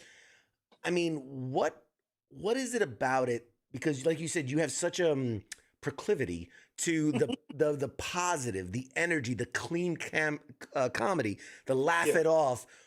Why? Why is it? Where does that come from? What is the need for that? Well, I mean, one, you kind of hit on it earlier about the comedy scene being different. It's very cliquish. So when you get out there on the economy and you start doing comedy, you realize you may not be accepted in some places and some spaces. So I had the mindset where I'm just going to create my own space, and I pulled some people along with me. Like when Dwayne came through, I was like, "Hey, man, let's do this thing. Let's go." And Nikki Knowles and Nick Baskerville. I was like, let's do some things. I just started pulling people along with me, and we started changing the market. Right, so we start showing up in places and creating shows and then people started noticing us. And so I think part of it is making noise, right? You gotta get out there and make some noise. And then for me, my commitment to offer clean comedy is I feel like everyone needs to laugh, so why don't we have laughter for everyone? Everyone doesn't want the blue.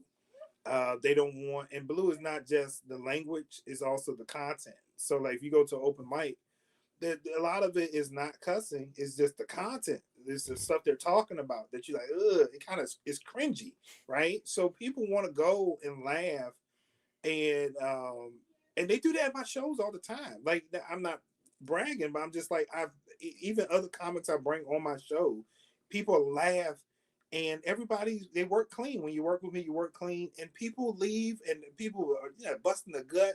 They about to pee on themselves, like all the stuff, all the things, all the things. And so it's just a testament. Now there are some people that are like, hey man, if you're not gonna cuss, then they want you to cuss because they cuss, or they want you to talk about the things that are a little more racy. That you can find that anywhere. So that's my stance. You can get that kind of comedy anywhere. It's harder to find good comedy that's clean and funny, because normally clean comedy is corny, and that's the stigma I'm trying to dispel. I'm trying to get rid of that, because people just assume, oh, this is gonna be clean, it's gonna be corny, you're gonna do dad jokes, it's gonna be, and there are some of them out there. I wish those people would stop doing comedy. I wish those comedians would stop, because you don't have to, just because you're clean don't mean you can't be funny. You can't talk about things. I mean, I talk about family. I talk about whatever. And I the other night I was on stage and I was talking about my getting a whooping.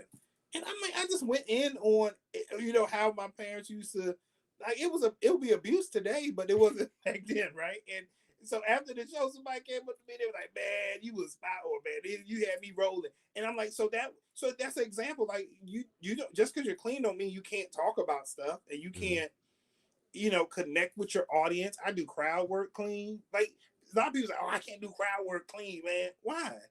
Yes, you can. If you work at it, you can do it. Yeah. It's people. I feel people are lazy, and don't at me. He called me lazy. Yes, you are lazy. Comedian PC Bratton goes on podcasts and calls all comedians lazy.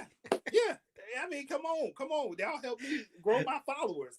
Haters will look. Numbers is numbers. Isn't that what you were saying? That's exactly it, if man. you get on there and you got a bunch of junk to talk about me, that's just gonna build me up. I'm like, go for it. But I feel like a lot of comedians are lazy. They don't want to create. Okay, yeah. They don't. So that means they don't want to write new jokes. A lot of them get up, they tell the same jokes all the time, so they're not creating. They don't want to create shows. They don't want to produce shows. They don't want. It takes work, right? Like crowd work takes work. Like it's a skill. You got to practice that. You got to. So if you can't do without cursing, keep trying, because you have the vocabulary. We have, like you said, the proclivity. We have so many words in the English language. It's no reason for you to have to resort to just cuss words when there's other words out there that can make people laugh. Yeah. And that's so you're right. That's where I am. And people can disagree. I'm like, fine, that's your path. I feel like this is my path. It's working for me. So and what a way to separate yourself in this day and age where, especially because of the onset of social media and things like TikTok, where everybody's a comedian now. Everybody can get on and record a 30-second clip and it's funny and gets millions of views. What sets like that? I talk about this all the time because I teach a class on podcasting, things like that, and it's like anybody can do it. You have a phone, you can podcast, right? It's that simple. But it's what separates you from everybody else. It is your perspective. It is your view on life. It is your things. And so to do something like, say, we're going to take comedy and we're going to deliver a comedy, level A, top-notch comedy, but something you could bring your kid to, right? And they might be like, oh my God, but like, it's not going to be, they're not going to have to go to church afterwards, Right. No, I got Mike, I got, or CQ, I'm sorry. CQ, I have two boys who love, my oldest one, I don't know if you can hear him in the background, because cackling. Like he loves to laugh. And when I first started, they were too young. But now, they're teenagers. I want them to be able to come and laugh. Laughter is good for them. Like what let's act the fool. Like I act the fool around the house. Come see me act the fool on the stage. And I think when you talk about set myself apart, another part about it is, unfortunately for me, or fortunately, I guess, if however you want to look at it, Black comedy is not clean. So like Black comedy is a different kind of comedy, and it's not clean. Like we haven't had black comedians that have been clean since Sinbad and Cosby back in the day. Like name another black comedian Mm. that it's taboo. It's not because it was actually before. If you look at your history, right, clean used to be it, and then Mm-hmm. blue was taboo. Right. So like Richard Pryor and all of those guys, Red Fox and them doing that kind of stuff was like, ooh, that's the stuff you do in the back room, and that's the Mm-hmm. oh my gosh, and because Cosby was like out front, everybody was like, this is comedy, this is comedy, and then the Richard Pryor and the Red Foxes and the Eddie Eddie Murphys and Murphy. Yeah. they came along and they popularized the blue. So then the black comics doing clean took a back seat. Like you don't see that, like non-existent. Like think about, try to name one. Got nothing. Yeah, that's what I'm saying. Like it doesn't. And so all the young comics are trying to be like, and I love Dave Chappelle. Nothing but love for Dave Chappelle. But every young black comic is trying to be Dave Chappelle. I'm like, you can't be Dave. We already have Dave. You can't be Cat. We already have Cat. You got to be you. You got to figure out who you are and figure out your voice so that you can stand out in this crowd of people that's trying to be the same. Yeah, there's a comment in the chats that says even Kev on stage went from clean to not clean as a Mm, performer. So I mean, mm-hmm, it's true. It's true. So I love what you're doing, obviously, and keep doing it because you're giving uh, people an opportunity, obviously, to present who they are and to reach an audience that I don't know. I think there's something about it too that just I love the fact that like, oh, I can't see myself going into one of these seedy back bars for open mic night, but knowing ahead of time, like, hey, this is a clean comedy show, right? Because there are those people that like, right? You've seen it where they don't want to sit in the front row. Why? Because the comedian's gonna roast them, and they're like, oh, look at this, fucking, he's got this and blah, blah, blah. And so they don't mm-hmm, want to sit in mm-hmm. the front row. But to tell, so, hey, no, this is a clean comedy show. Like we're gonna have fun, we're gonna laugh. I think you brought up a great point about bringing your kids to it. Something I've seen and with my own son is that uh, having conversation, communication, right? Having being able to discuss anything is going to be so vital to their mental health, to them Mm. growing into successful adults. Is not being afraid to talk about topics. And again, comedy is that Trojan horse that allows us to have Mm-hmm. the conversations that might otherwise be difficult. Talking about relationships, talking about my boss hates my guts and traffic's the worst and all, like whatever it is. It allows the young people. I feel like such an old fogey when I say that, but it allows the young people to be like, oh, we can talk about this. We can have that Yeah. conversation. So, No, I mean um, one of my jokes that has gone semi-viral was the Dollar Tree joke, and the history of that. It was written in a van, in our van, and I was on the phone with my sister, and my oldest was in the van, and we was just throwing out stuff. We were just riffing, and I was like, "Oh, this is good. I got to write this down." And and I started telling it, and now that's something that resonates with a lot of people. And like you said, it came out of a place. I think it does so well because it came out of a real place. It wasn't me trying to make up something, right? So a lot of mm, comics, they feel like they gotta get out there and here's the hot topic. You know what I mean? Like what's trending. I'm gonna talk about what's trending, instead of talking about what's true. Like what's your truth? Like when mm, you get on, if you look at the special, I talked about me. Like everything came from my perspective, how life was affecting me and how I responded, which no one else can do that, right? Anybody can get up there and talk about Trump and Biden, and everyone does, right? But unless I bumped into one of them, and then I have a story that's different. I just stay away from that kind of stuff. I talk about stuff that, hey, this happened to me, and then you'd be surprised how many other people are like, well, that happened to me too. Like mhm, talk about pulling people over and getting pulled over by the cops. Now I don't happen to be the cop, but people that have been pulled over was like, yes, I can identify. It became a point where we can connect. So that's my approach, right? Like let me share, and you already hit on it. I got so many lives that I've been fortunate enough to live, right? So a decade in the military in law enforcement, then I got out and I spent like a decade in higher ed. But prior to the military, I was preaching. So I've been preaching for a decade, you know? So it's like preacher, military, higher ed. Like we haven't even touched on that part yet. So, Mhm. and then I went to Capitol Hill. I was a legislative director on what? Like, what? Hold on. How does that? Yes, I did time in the legislative branch. It's like, are you serious? Yes. It's a whole different like, and now I'm teaching stand-up comedy. It's like what is going I've done background action. I've worked on movie sets. I've done background action. So I've done commercials. Like it's people they call me all the time. You're like, man, I just saw you at Navy Federal. Was that you? I'm like, yeah, that was me. That was so I mean, all these different lives I've lived. I'm like, I have so much to draw from. Why would I have to get on stage and talk about what everybody else is talking about? Why? Mm. Why Yeah, would I do that? you're absolutely right. Absolutely right.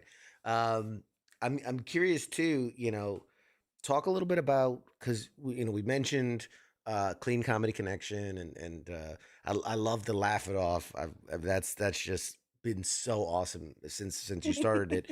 But also talk about some of the other stuff you do, like the comedy matters, the clean comedy matters podcast. Yeah, but I'm not on your level, sir. I'm aspiring to be where you. No, I need to bring it back. I get a couple people periodically say, "Hey, man, that podcast was really good. When you going to bring it back?" Because we did one season, and Hmm. I was like, and this other stuff started picking up, like traveling and performing, and I was like, man, I can't. I don't have an assistant, so it was me scheduling people, and you know how you do it. You gotta it's a It's a lot. lot of behind the scenes that go Yes. into that. But it was great. You know how it feels to get on and talk with somebody. You have these great conversations, and I think that's why it was so well received. Again, because it's authentic. I chose people that I enjoyed to talk. I wanted to talk with in real life, just like you do, right? Like, oh, I want to talk to this dude, and you talk to him, and it comes out in the interview that I really want to talk to this person, and I'm interested in what this person has to say, and it becomes this great dialogue that people are like, wow. Now our topic is of course different. We clean comedy matters. Like, why does clean comedy does it matter, and why Right. does it matter? So I bring on people who work clean. I think in season 2 we're going to bring on people that don't work clean, Hmm. so that we can kind of get a more diverse viewpoint, right? Sure. So let's talk to the people that don't work clean and see, well, why don't you work clean? And let's talk about the opportunities that you may have missed out on, or is it harder?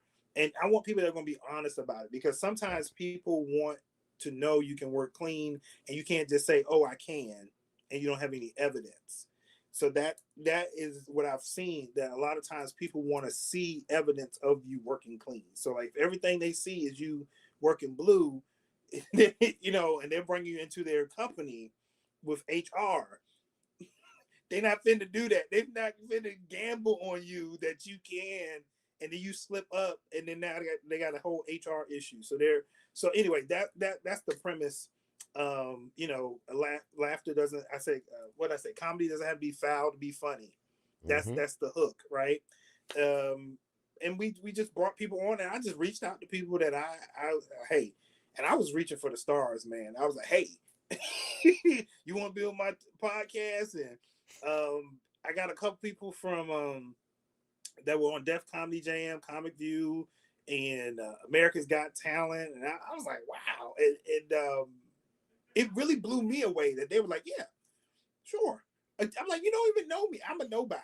Why would you want to come on here and talk with me? But Surprising, all right? this stuff is resonating with you. You're like, I know. I You're know like, yeah, exactly. I know yeah, exactly. No, if you have the right pitch, if you have the right idea, if you have the right enthusiasm for it, I think that comes across. And then also it doesn't hurt to be a little lucky and catch people when they're like, I got nothing going on. Sure, what the hell? right. Right. So That my helps too. my goal, my strategy was to go after the big ones first, because Hmm. if I could capture them, then it's something for other people to look at and say, "Oh, okay." Because it's like this is my counterpart, and they see that oh, they did it. Okay, yeah, I Mm-hmm. might do it. So that kind of helped. That was my thought process. But yeah, I just got busy. I want to bring it back. I probably wind up bringing it back this fall. I saw something online that told me this was my confirmation. I need to start doing it again. They listed like the top uh, 25 podcasts that you got to be on the lookout for in 2024, and we were like maybe in the top 10, Wow, the top 15, that's and I was incredible. like, wow. Which That's blew me away because I'm like, I don't even know. I'm like, are people listening to this? Like, I don't watch the numbers, so I'm you like, people gotta, actually yeah, listen. you gotta capitalize when it strike. This show, two-time back-to-back nominated Best in Entertainment Podcast Award. I mean, you damn right. I put that on the email headers. I was like, "Would you like to come on the two-time nominated Best in Entertainment Podcast?" Like you gotta strike when it's hot. Yeah, yeah. And I'm not gonna take it personal that I was never invited. I'm not gonna take it. You're not a stand-up. You're a podcast host. First of all, once a stand up, always a stand up. I can get You back out there look. and do it. Last time you did stand-up was what was that? Was that Might COVID? might have been the Carter Base thing. That might have been. Yeah, that was a while ago, That's a man. while ago. Yeah. Hey, you know what though? It's like I'm like one of those picky actors that like the right project has to come Oh, so along. you didn't retire, huh? Yeah, You're like, look, semi-retired. okay, I'm that's just got to be the right script for me the to come right, out and the retire. right project for the right reason. I'll come out and I'll do my thing, and it's all right. Now we Like can't all Carter be says, PT well, Brand. that's a good reason to come out of retirement. I would be like, oh yeah, all right, Yeah, yeah, I'll come. I'll dust absolutely. off some jokes. Uh, talk a little bit about because I really want people to check out. Thank you for your service, or I'm sorry, you're welcome for my service. Yeah, Let I me really say it want right. people to check it out too. Please, Yeah, I would hope please, so. please check it out. How did like walk us through it though? I mean, shit, we're already coming up almost on an hour, but time flies when you're having fun. But walk us through it. Like, how did that come about? How did you know this was the time?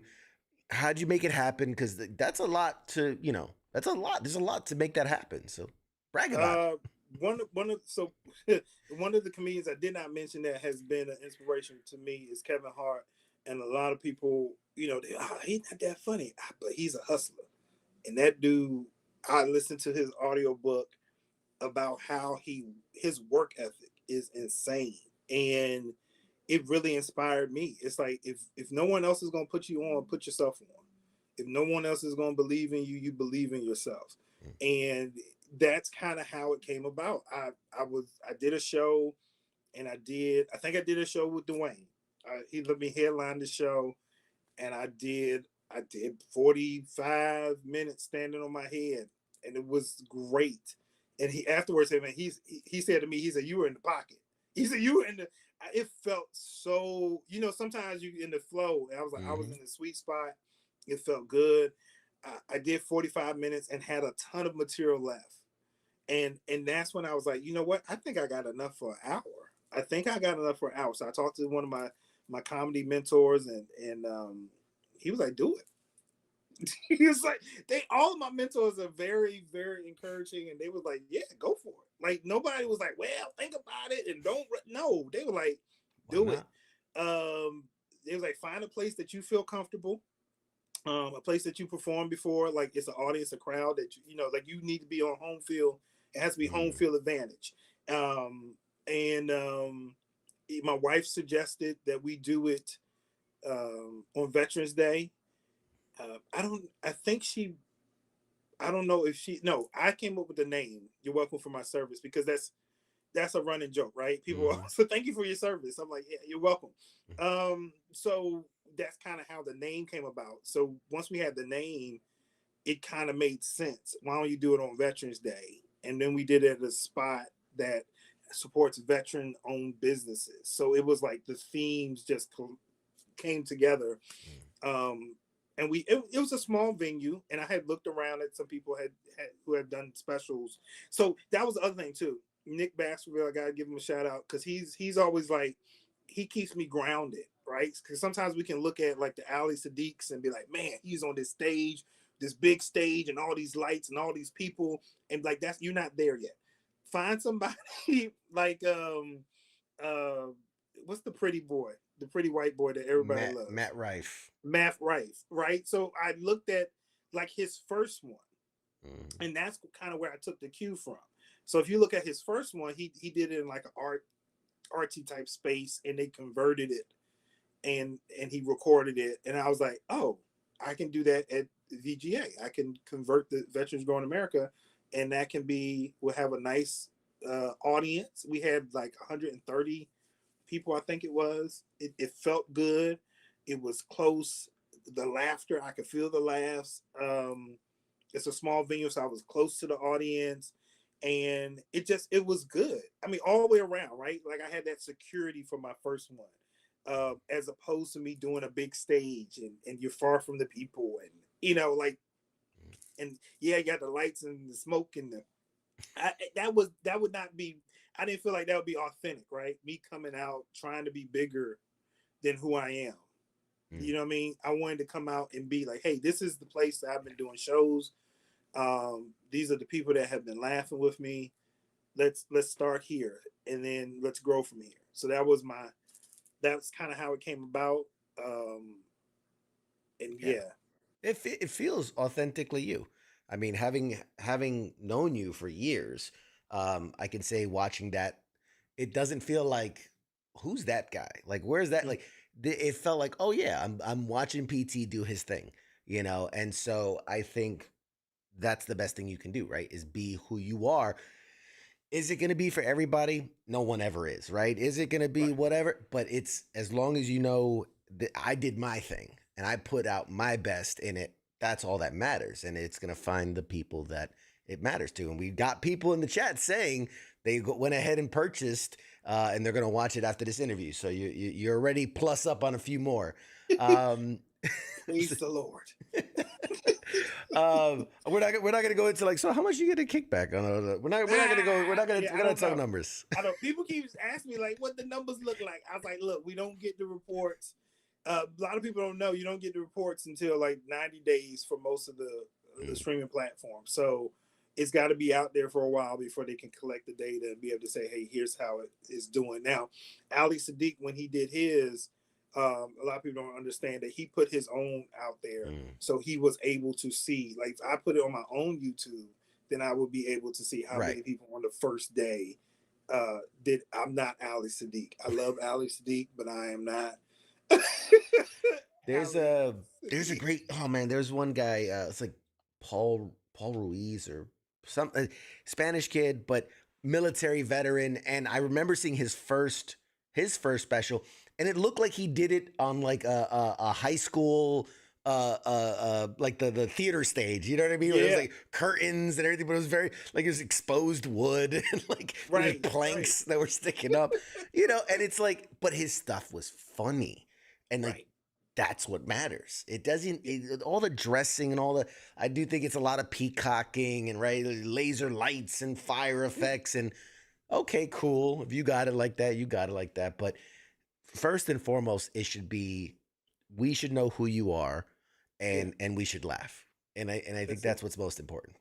It comes down to a mic and a stool. Like that's our tools, man. That's really all you need. Like I'm already thinking about the second one, and like I'm thinking about like school, right? So that was my um, freshman year. So my sophomore, how is that going to look? How's it going to feel? It should feel more mature, right? It Mm, should feel like I've matured.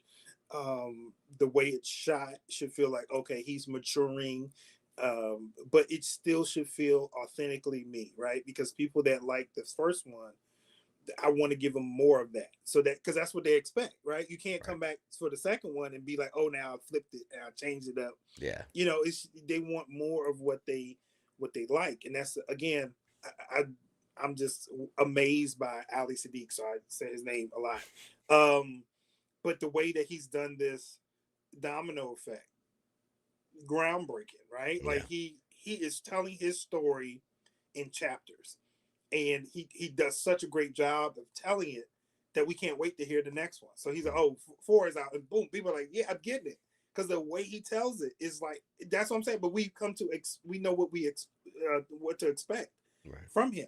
So I think for young comics, you take a note, take note from that. You ain't got to be a storyteller like him, but the fact that he has built the following and he's giving them more of what they're looking for, it just makes sense, right? Like a lot of times we can't find our voice, and that's the one thing I would say to young comics: don't do your special until you know your voice.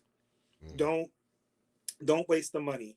uh don't waste the time nor the money unless you know what your voice is, because it'll be a terrible thing for me to do a special and then I'm like, well, that's not really me.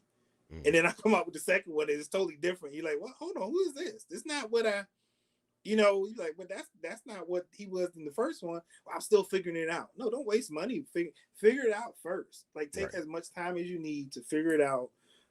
Figure out your voice, who you are, so you can be comfortable and that people can have fun and laugh. Like that's at the end of the day, the CQ, that's what you said. Did they laugh? Was it funny? Could you see that was funny? That was the goal. That's right. And we are so in sync that my next question was, what advice would you give to aspiring comics? You already knocked that one out of the park. So let's close it up with this one.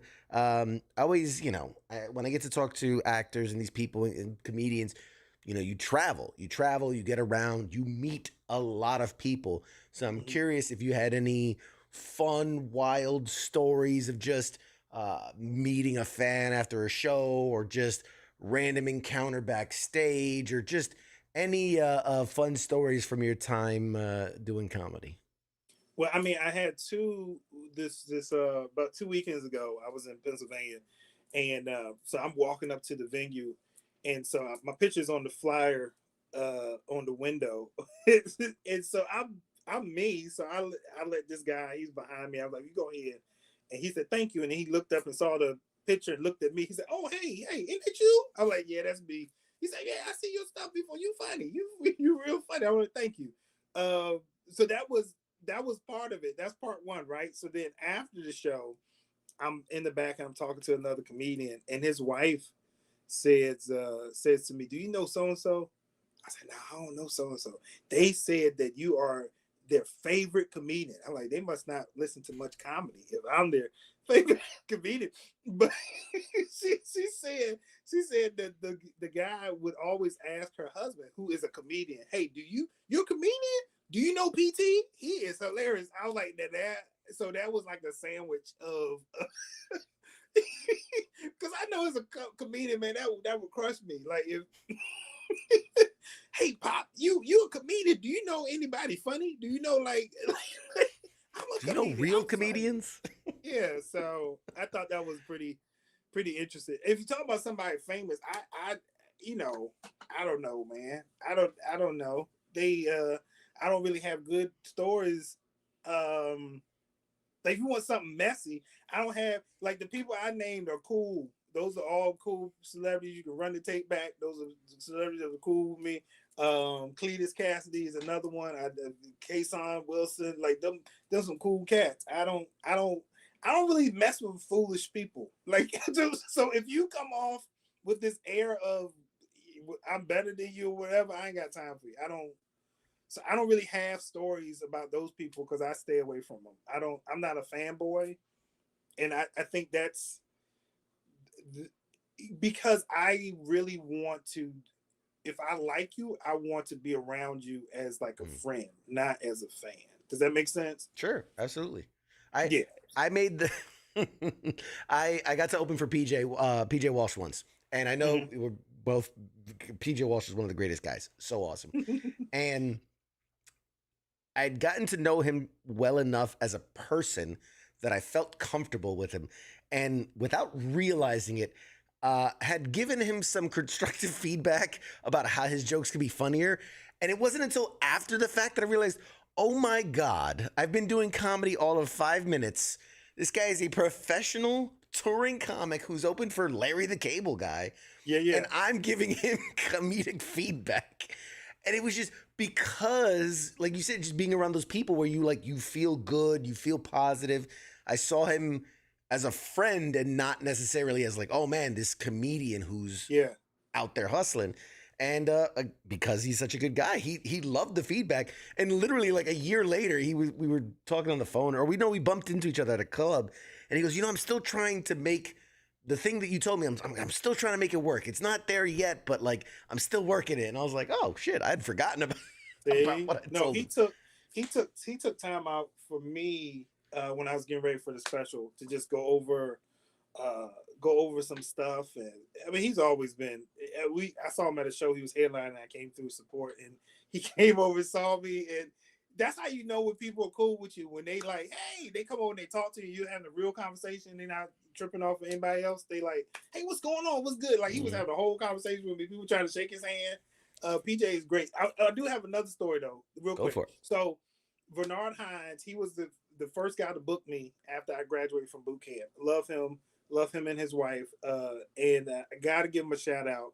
And the funny story is that he cannot get my name straight. I think it's hilarious because we know each other. Okay. And this dude called me TP all the time. He would get on the stage and be like, TP. I'm like, that is toilet paper. Stop doing that. I mean, I think that's your fault for putting the letters too close together. That's all I'm saying. Come on. Dude, I've been called CJ. I've been called was it SQ? Like I'm like, how are you? It's 2 letters. How are you messing that up? It's crazy. It is you. Right? We share a frustration. Thing, I know we thought it would be easier if you do the letters. It is not. No, I got mad love for him. He helped me tremendously when I started producing shows. And another brother that's just like, I mean, all of these people I've named have been so cool to me. And I'm kind of like, I'm a nobody. Why are y'all taking time out to take my calls and answer my questions? So humble. You're not nobody. Well, I mean, the money, my bank account says... The value of a man is not found in his bank account. Let me tell you that. I'm going to preach to the pastor.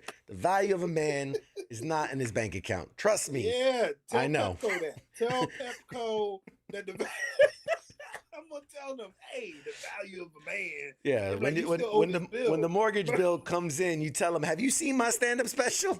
Have you seen? It's good stuff. Try to pay with that. Last thing, where can people follow you? Where can people find your stuff? What would you ask of the people? The stage is yours. Whew. Please, watch the special, like the special, review it, rate it high, give me good feedback, and then tell people about it. And then come out to one of the shows. We're planning a tour. For next year. You're welcome for my service tour. It's going to be on the East Coast. If you know of a venue that would be a good spot to host one of the stops on the tour, please, you can go to my website, ptbratton.com, and message me, or you can message me on social media and let me know. We're growing this thing. This grassroots right here. So I'm like a politician, right? Like you can get in on the ground floor, okay? Like this could be the next big thing in comedy, and you could be one of the PT Cruisers before PT Cruisers were cool. You could be like, yo, I was in there from the beginning. You know what I mean? There's gonna be perks and bennies. Like y'all can be up front. We bring you on stage. I don't know if that's really gonna happen, but that's what I'm thinking. I'm thinking some things like that. It's like a tech startup, man. You gotta get in when as we were just talking about Nvidia stock back when it was $1, and now it's like $184 a stock. But this is Enron before. No, that's not good. That's not a good example. This is not. Can I take that back? Can you just edit that out? We'll fix it in post. Okay, fix that in post. Okay. This is Google. This is Google before it was. This is Amazon. Okay, this is. That's probably not a good one either. Back when they sold books. Hey, and if you ever need a host for one of the shows, I might not be a stand-up anymore, but I can host the hell out of a show. Let me tell you. You would come out of retirement for me? Oh, I would. For you. Okay. For you, we might have to partner with that because we're gonna be having the military theme I'll talk to you offline about that. That might be a good partnership. We got peoples. We got peoples and places, things and places and people. We're nouns. We're people, places, and things. That's it. You know, we're all about it. The social media. You got to plug the social media so people can follow you. Oh, PT Bratton on all social platforms. Pretty simple. PTBRATTON. I think it was on the screen. So yeah, that's it. Man, thank y'all so much. We got to work on your. For the people that's already watched it, thank you. Appreciate y'all. Yeah, it was good. I give it 9 1/4, which is a perfect score in my book. That is a perfect score in the CQ pages. So 9 1/4 exactly. Ladies and gentlemen, he sucks at promoting himself, but he is actually funny. Give it up for PT Bratton. Go follow him on social media. Go check out his stuff online. If you need the samples, there's clips out there you can watch just to see what he can do. And then go check out You're Welcome for My Service. I always fucking so programmed to say it the other way. You're welcome for my service. Anywhere you can find media, pretty much, or iTunes, Spotify, all the places. So go check that out. Ladies and gentlemen, the amazing PT Bratton. Any final words for the people? No, thank you. This has been fun. I appreciate the time away from my family. No, I'm playing. Only reason I do this show is just to get away from the wife and kids. They leave me alone for an hour. Can we talk some more? No, we'll bring you back for a second episode here soon. But ladies and gentlemen, the amazing PT, we're going to toss to a quick break. We will have more show for you right after this. I'm going to go say goodbye to my guest. We'll see you on the other side. Shucks.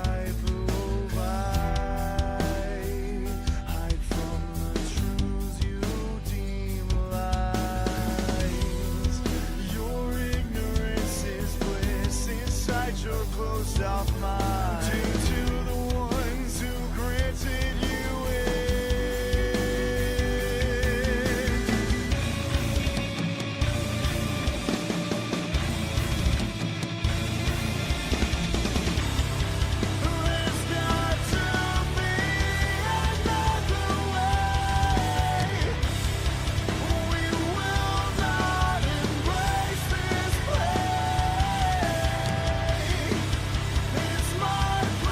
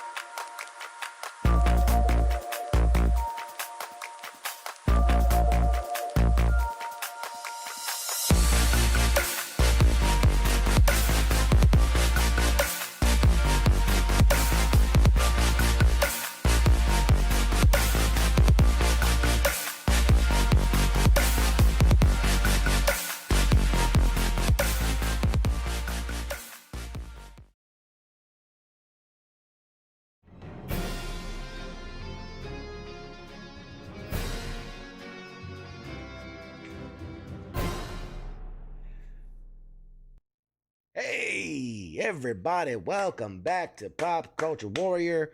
Let's go ahead and bring back our second favorite co-host, Angry Elephant. Are you kidding me?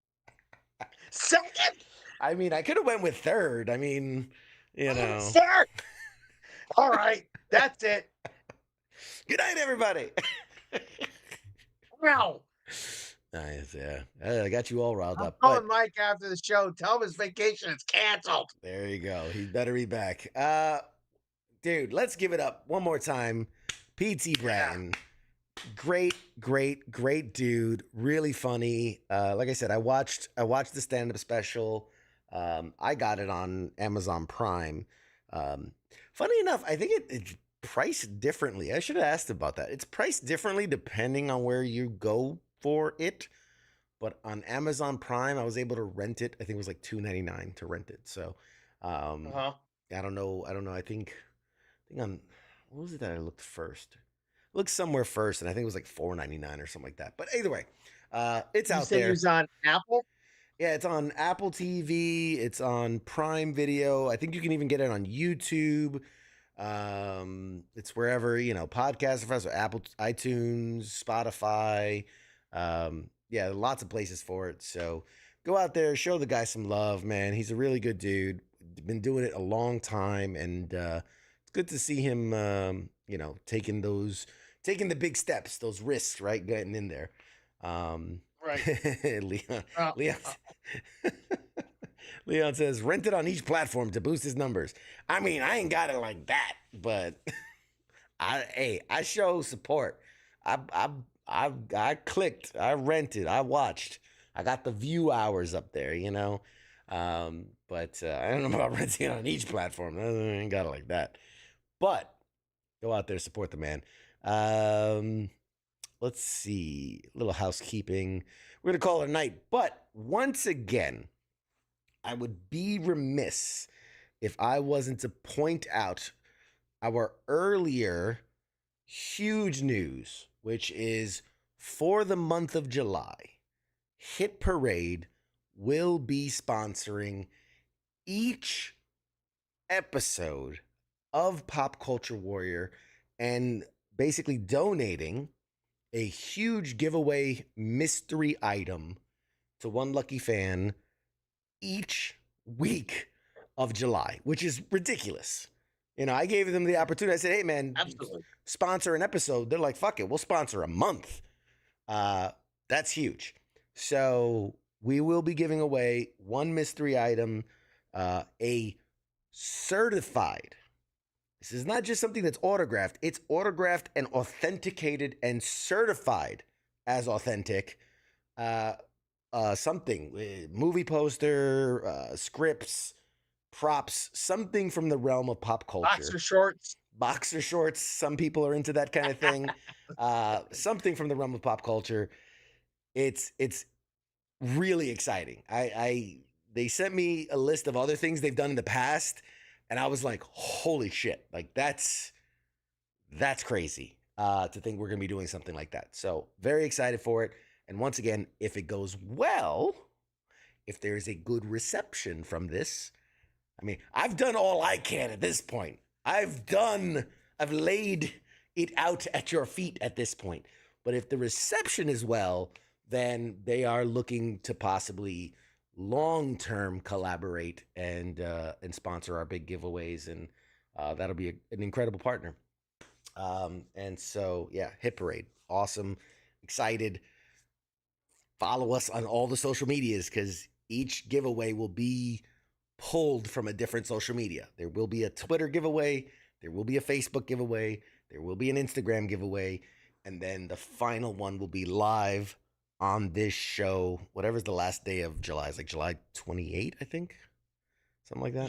Sound all right? You're not peeking ahead of time, are you? 30. At what the prizes are? Yeah. No.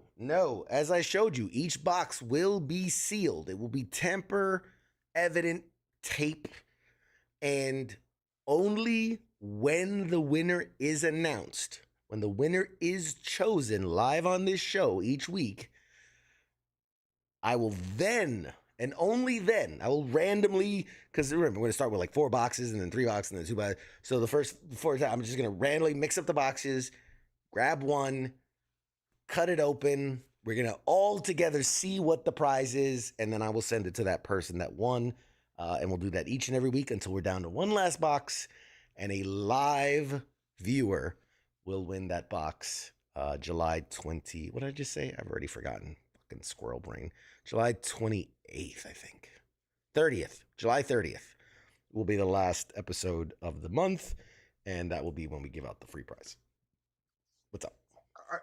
So, if Joe Bob wins the first prize, you gonna take him out for the running for the second prize, or can Joe Bob win multiple prizes? That's a great question. That is a great question. Because I would be, I mean, what happens if a Patreon level 3 who also enters on social media, he's got 4 chances, he wins week 1 and then just by happenstance wins week 2? Is that fair? I mean, I guess it Part depends. of me says yes, I was gonna say but the it other part of depends. me says that's no. It depends if you're the guy winning, right? And that's what depends if it's fair or not. No, I think to be fair, for this one-time sponsorship, you can only win one of the 4 boxes. I think to be fair. Now, if we are to Unless move you're forward, a Patreon. Unless you're a Patreon sponsor. no, I think in order to be fair, yeah, I look at this as one big sponsorship, even though it's 4 different prizes. I look at it as kind of one big sponsorship, and so I would like 4 different people to win. It'd be great if it was all my Patreon subscribers, because I want them to win for being such great fans and supporters.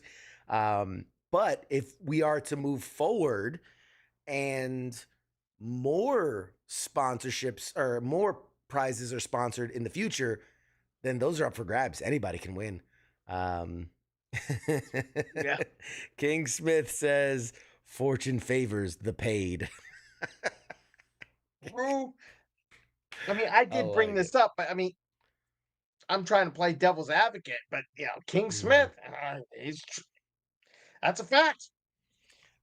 I mean, if the first couple of winners is Patreon sponsors, maybe that would spark some individuals to go drop some coin on some Patreon. I don't know. We shall see. But like Billy says here, maybe the last prize, like since it's a live show drawing, maybe everybody's got a crack at it. Maybe there could be a 2-time winner. It's possible. But I think I'm just being honest. I'm just speaking from the heart. I think I would like, for such a unique prize, I would like for 4 different people to walk away with something. Shit, I might put myself in it because I wanna win it. It's not fair, man. Why does everybody else get free shit? Why do I get free shit? When do I get free shit? But no. You get that Patreon money. Where's my cut of the Patreon money? You know what? I think you're cutting out, dude. You're cutting out. I can't. How about you giving star? How about giving you stars? What stars? What stars? Oh, like YouTube stars or something like that. Like where you were able to. I don't know. I don't know anything about that. Those stars things and the emotes things, and like he gave me a galaxy on TikTok or whatever the hell those things are. But thank you everybody for watching tonight. Thank you for being who you are, hanging out with us as always. The show will continue. Leah says Facebook stars converts to money. I mean, I don't know. I'd have to figure that out. Like, would it equal more entries if people gave Facebook stars? I mean, those are called bribes. We'll figure it out. Maybe who knows? Maybe I gotta do some research and I gotta look into that and get educated on that to understand it more and how we can educated on it and how we can make that work. But I will say thank you guys for dealing with the some of the technical difficulties we've had tonight. I've got to figure out the music situation. I got to get that rectified. The vertical streaming, I've got to figure that, tweak that better. But for now, number one priority is this giveaway has to go perfectly. This giveaway has to go swimmingly because obviously we would love to Oh, partner it with them. will. It Yes. will. Yes. People will respond. I think the first week, perhaps, maybe, but once they see what the first week's prize is, you open up that box and it's RDJ's boxer shorts. People are gonna turn around and be like, "Oh my gosh, the money's gonna start come flowing in Patreon." And that next entry, you're gonna have 100,000 people. You're gonna spend like a week trying to get the whole freaking wheel of destiny freaking set up, and then you're not gonna sleep. You good, man? You okay? Yeah. Did you have an energy drink before the show? Like you were just No, jazzed up, just no, coffee. I'm jazzed up. I'm just happy to be here, CQ. I love this. Did you do a line of coke before the show? I was like, what's happening here? It's like, nope, all Frankie said good. we couldn't do it. I did Oh not man, use any Bolivian marching band powder. there you go. Yes, yes. Did you want to build a snowman after this? Oh man. Anyway, all right. Well, guys, gals, ladies, gentlemen. Um, I did want to say something. What was it about? That it was something specific from last. Oh, a lot of people out there know that I was like super into Alan Wake 2, which again, probably game of the year last year. Yeah. Phenomenal game, great game. Been dying for the DLC to come out. I played it. Eh, it was Oh no. eh. The game, again, the game, phenomenal. 10 Yeah. for 10, perfect game. Love it. The DLC was just a little it was just like it's the Night Springs DLC. It's basically 3 episodes of side characters doing a thing. But like the first one's basically just like a run and gun zombie shooter, which is like just doesn't feel like it belongs in this Right. whatever. And then the second one was closer to like how Alan Wake 2 was with flashlight mechanics and whatever, but it uses the protagonist from the last video game of Control, Jesse Faden, which was like okay, it was okay, very short. Like literally, you just walk up a thing, you do a thing, you go there, and then you come down, and it's done. It's like it was just very short. And then the third one of all of them was probably the most interesting, I guess, because it's a little. It's what makes Alan Wake really good, and that universe kind of really good is that kind of like twisted logic and kind of like world within a world within a world within a world.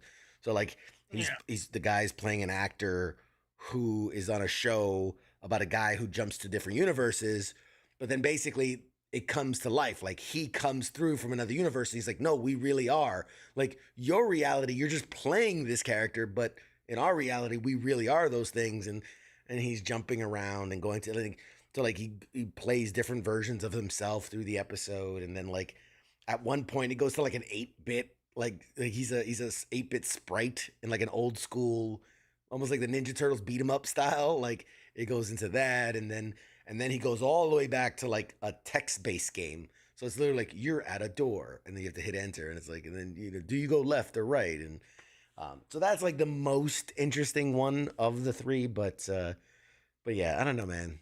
The DLC.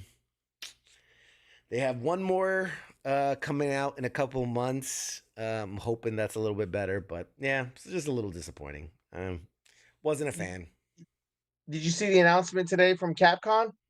Oh, about the like they're bringing back the old classics, Marvel versus Capcom. Yeah. Yeah, yeah. I actually have.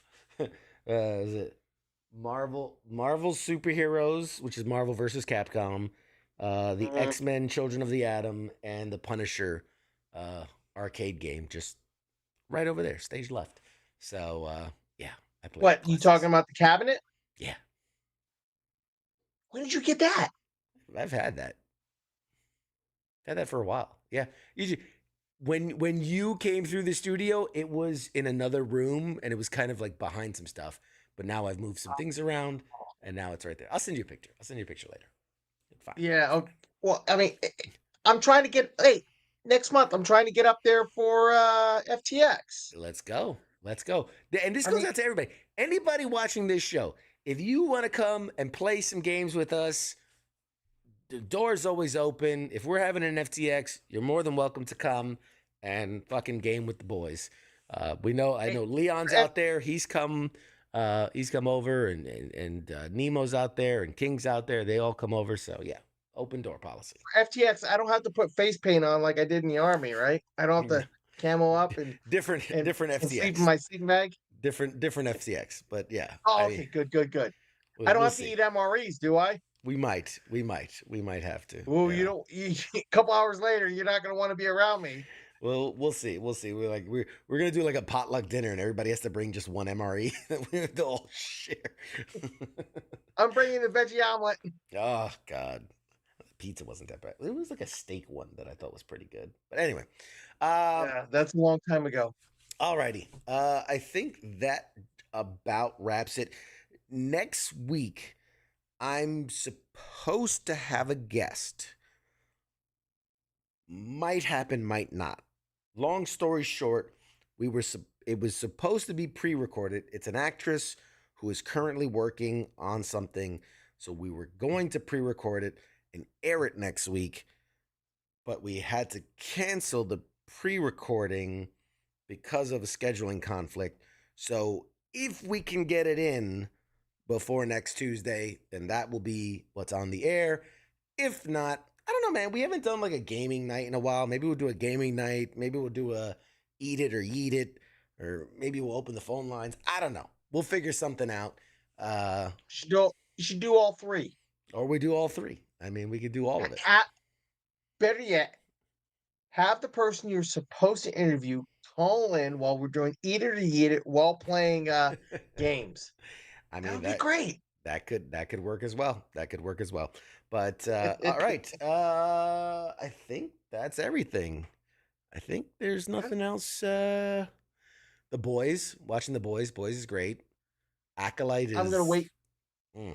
Nope, not touching the acolyte. I'm gonna wait for the boys for the whole season to be out so I can watch it episode 1 all the way to, was it 8 or 10? I think they're doing 8. I think they're doing 8. Okay. Yeah, or was it 8 or 9? I forget. I want to watch.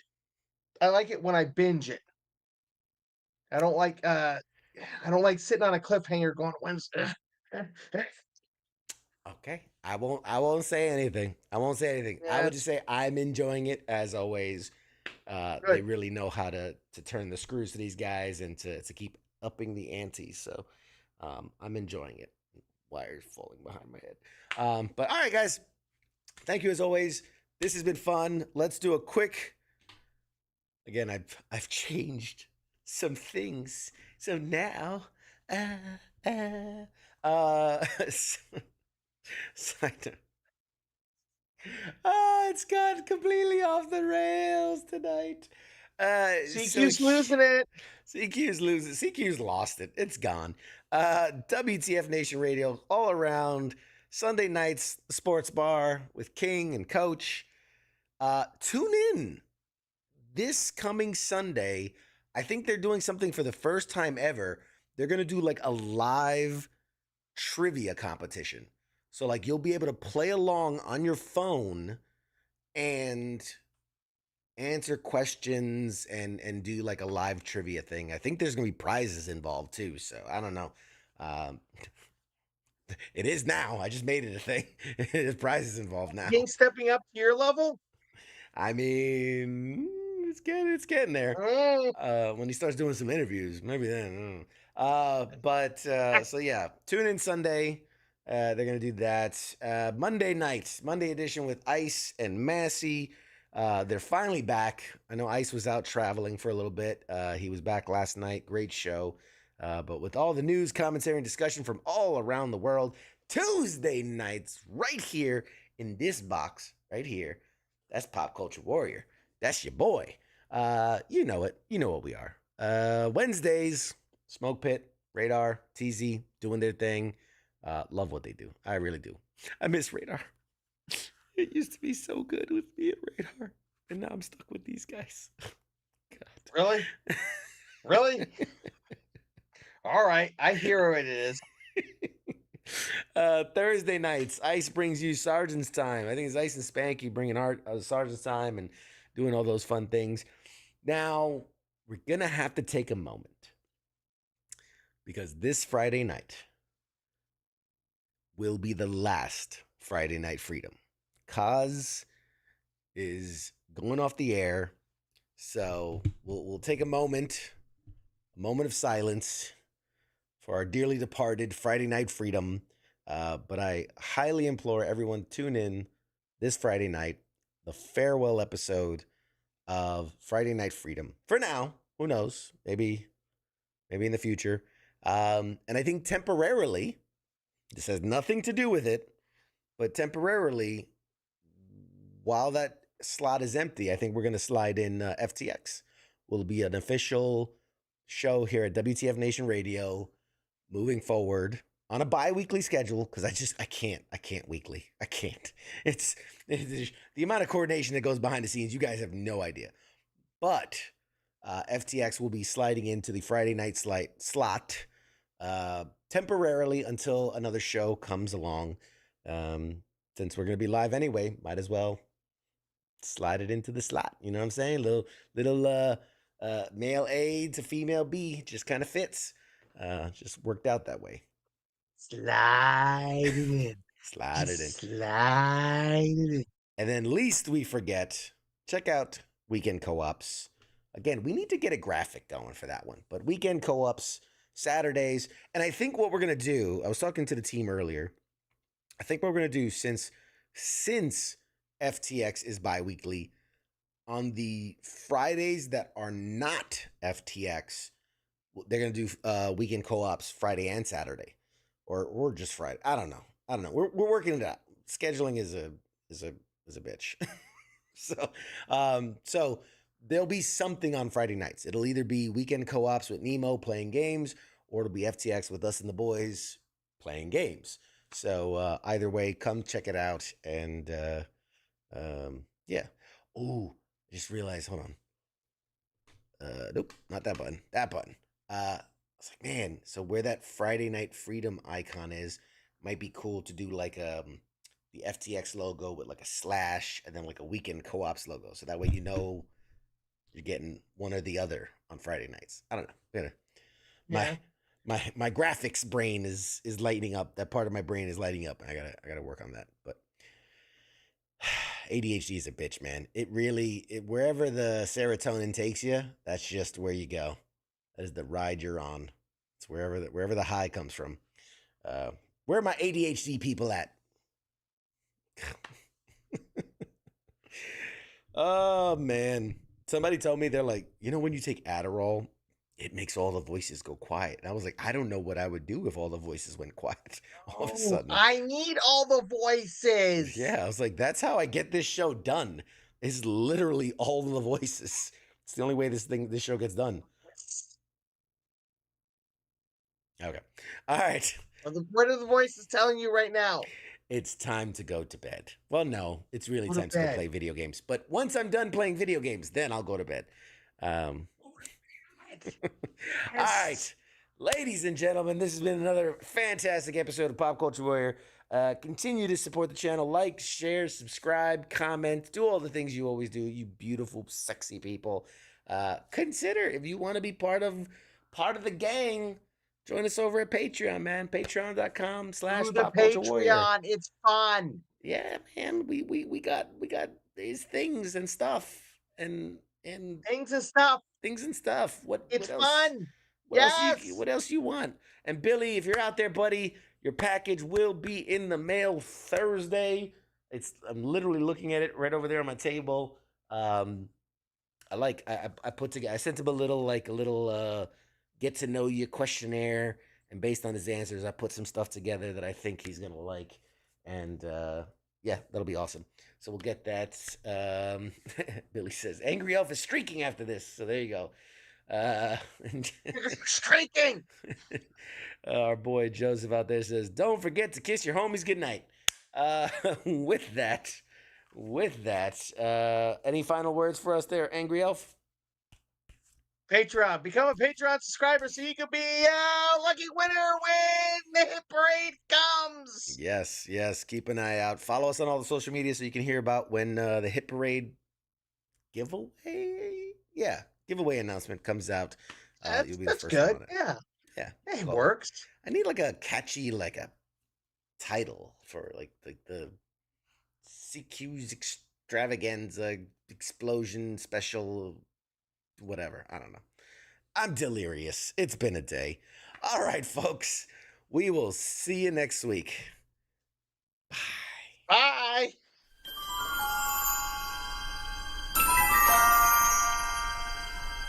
Bye.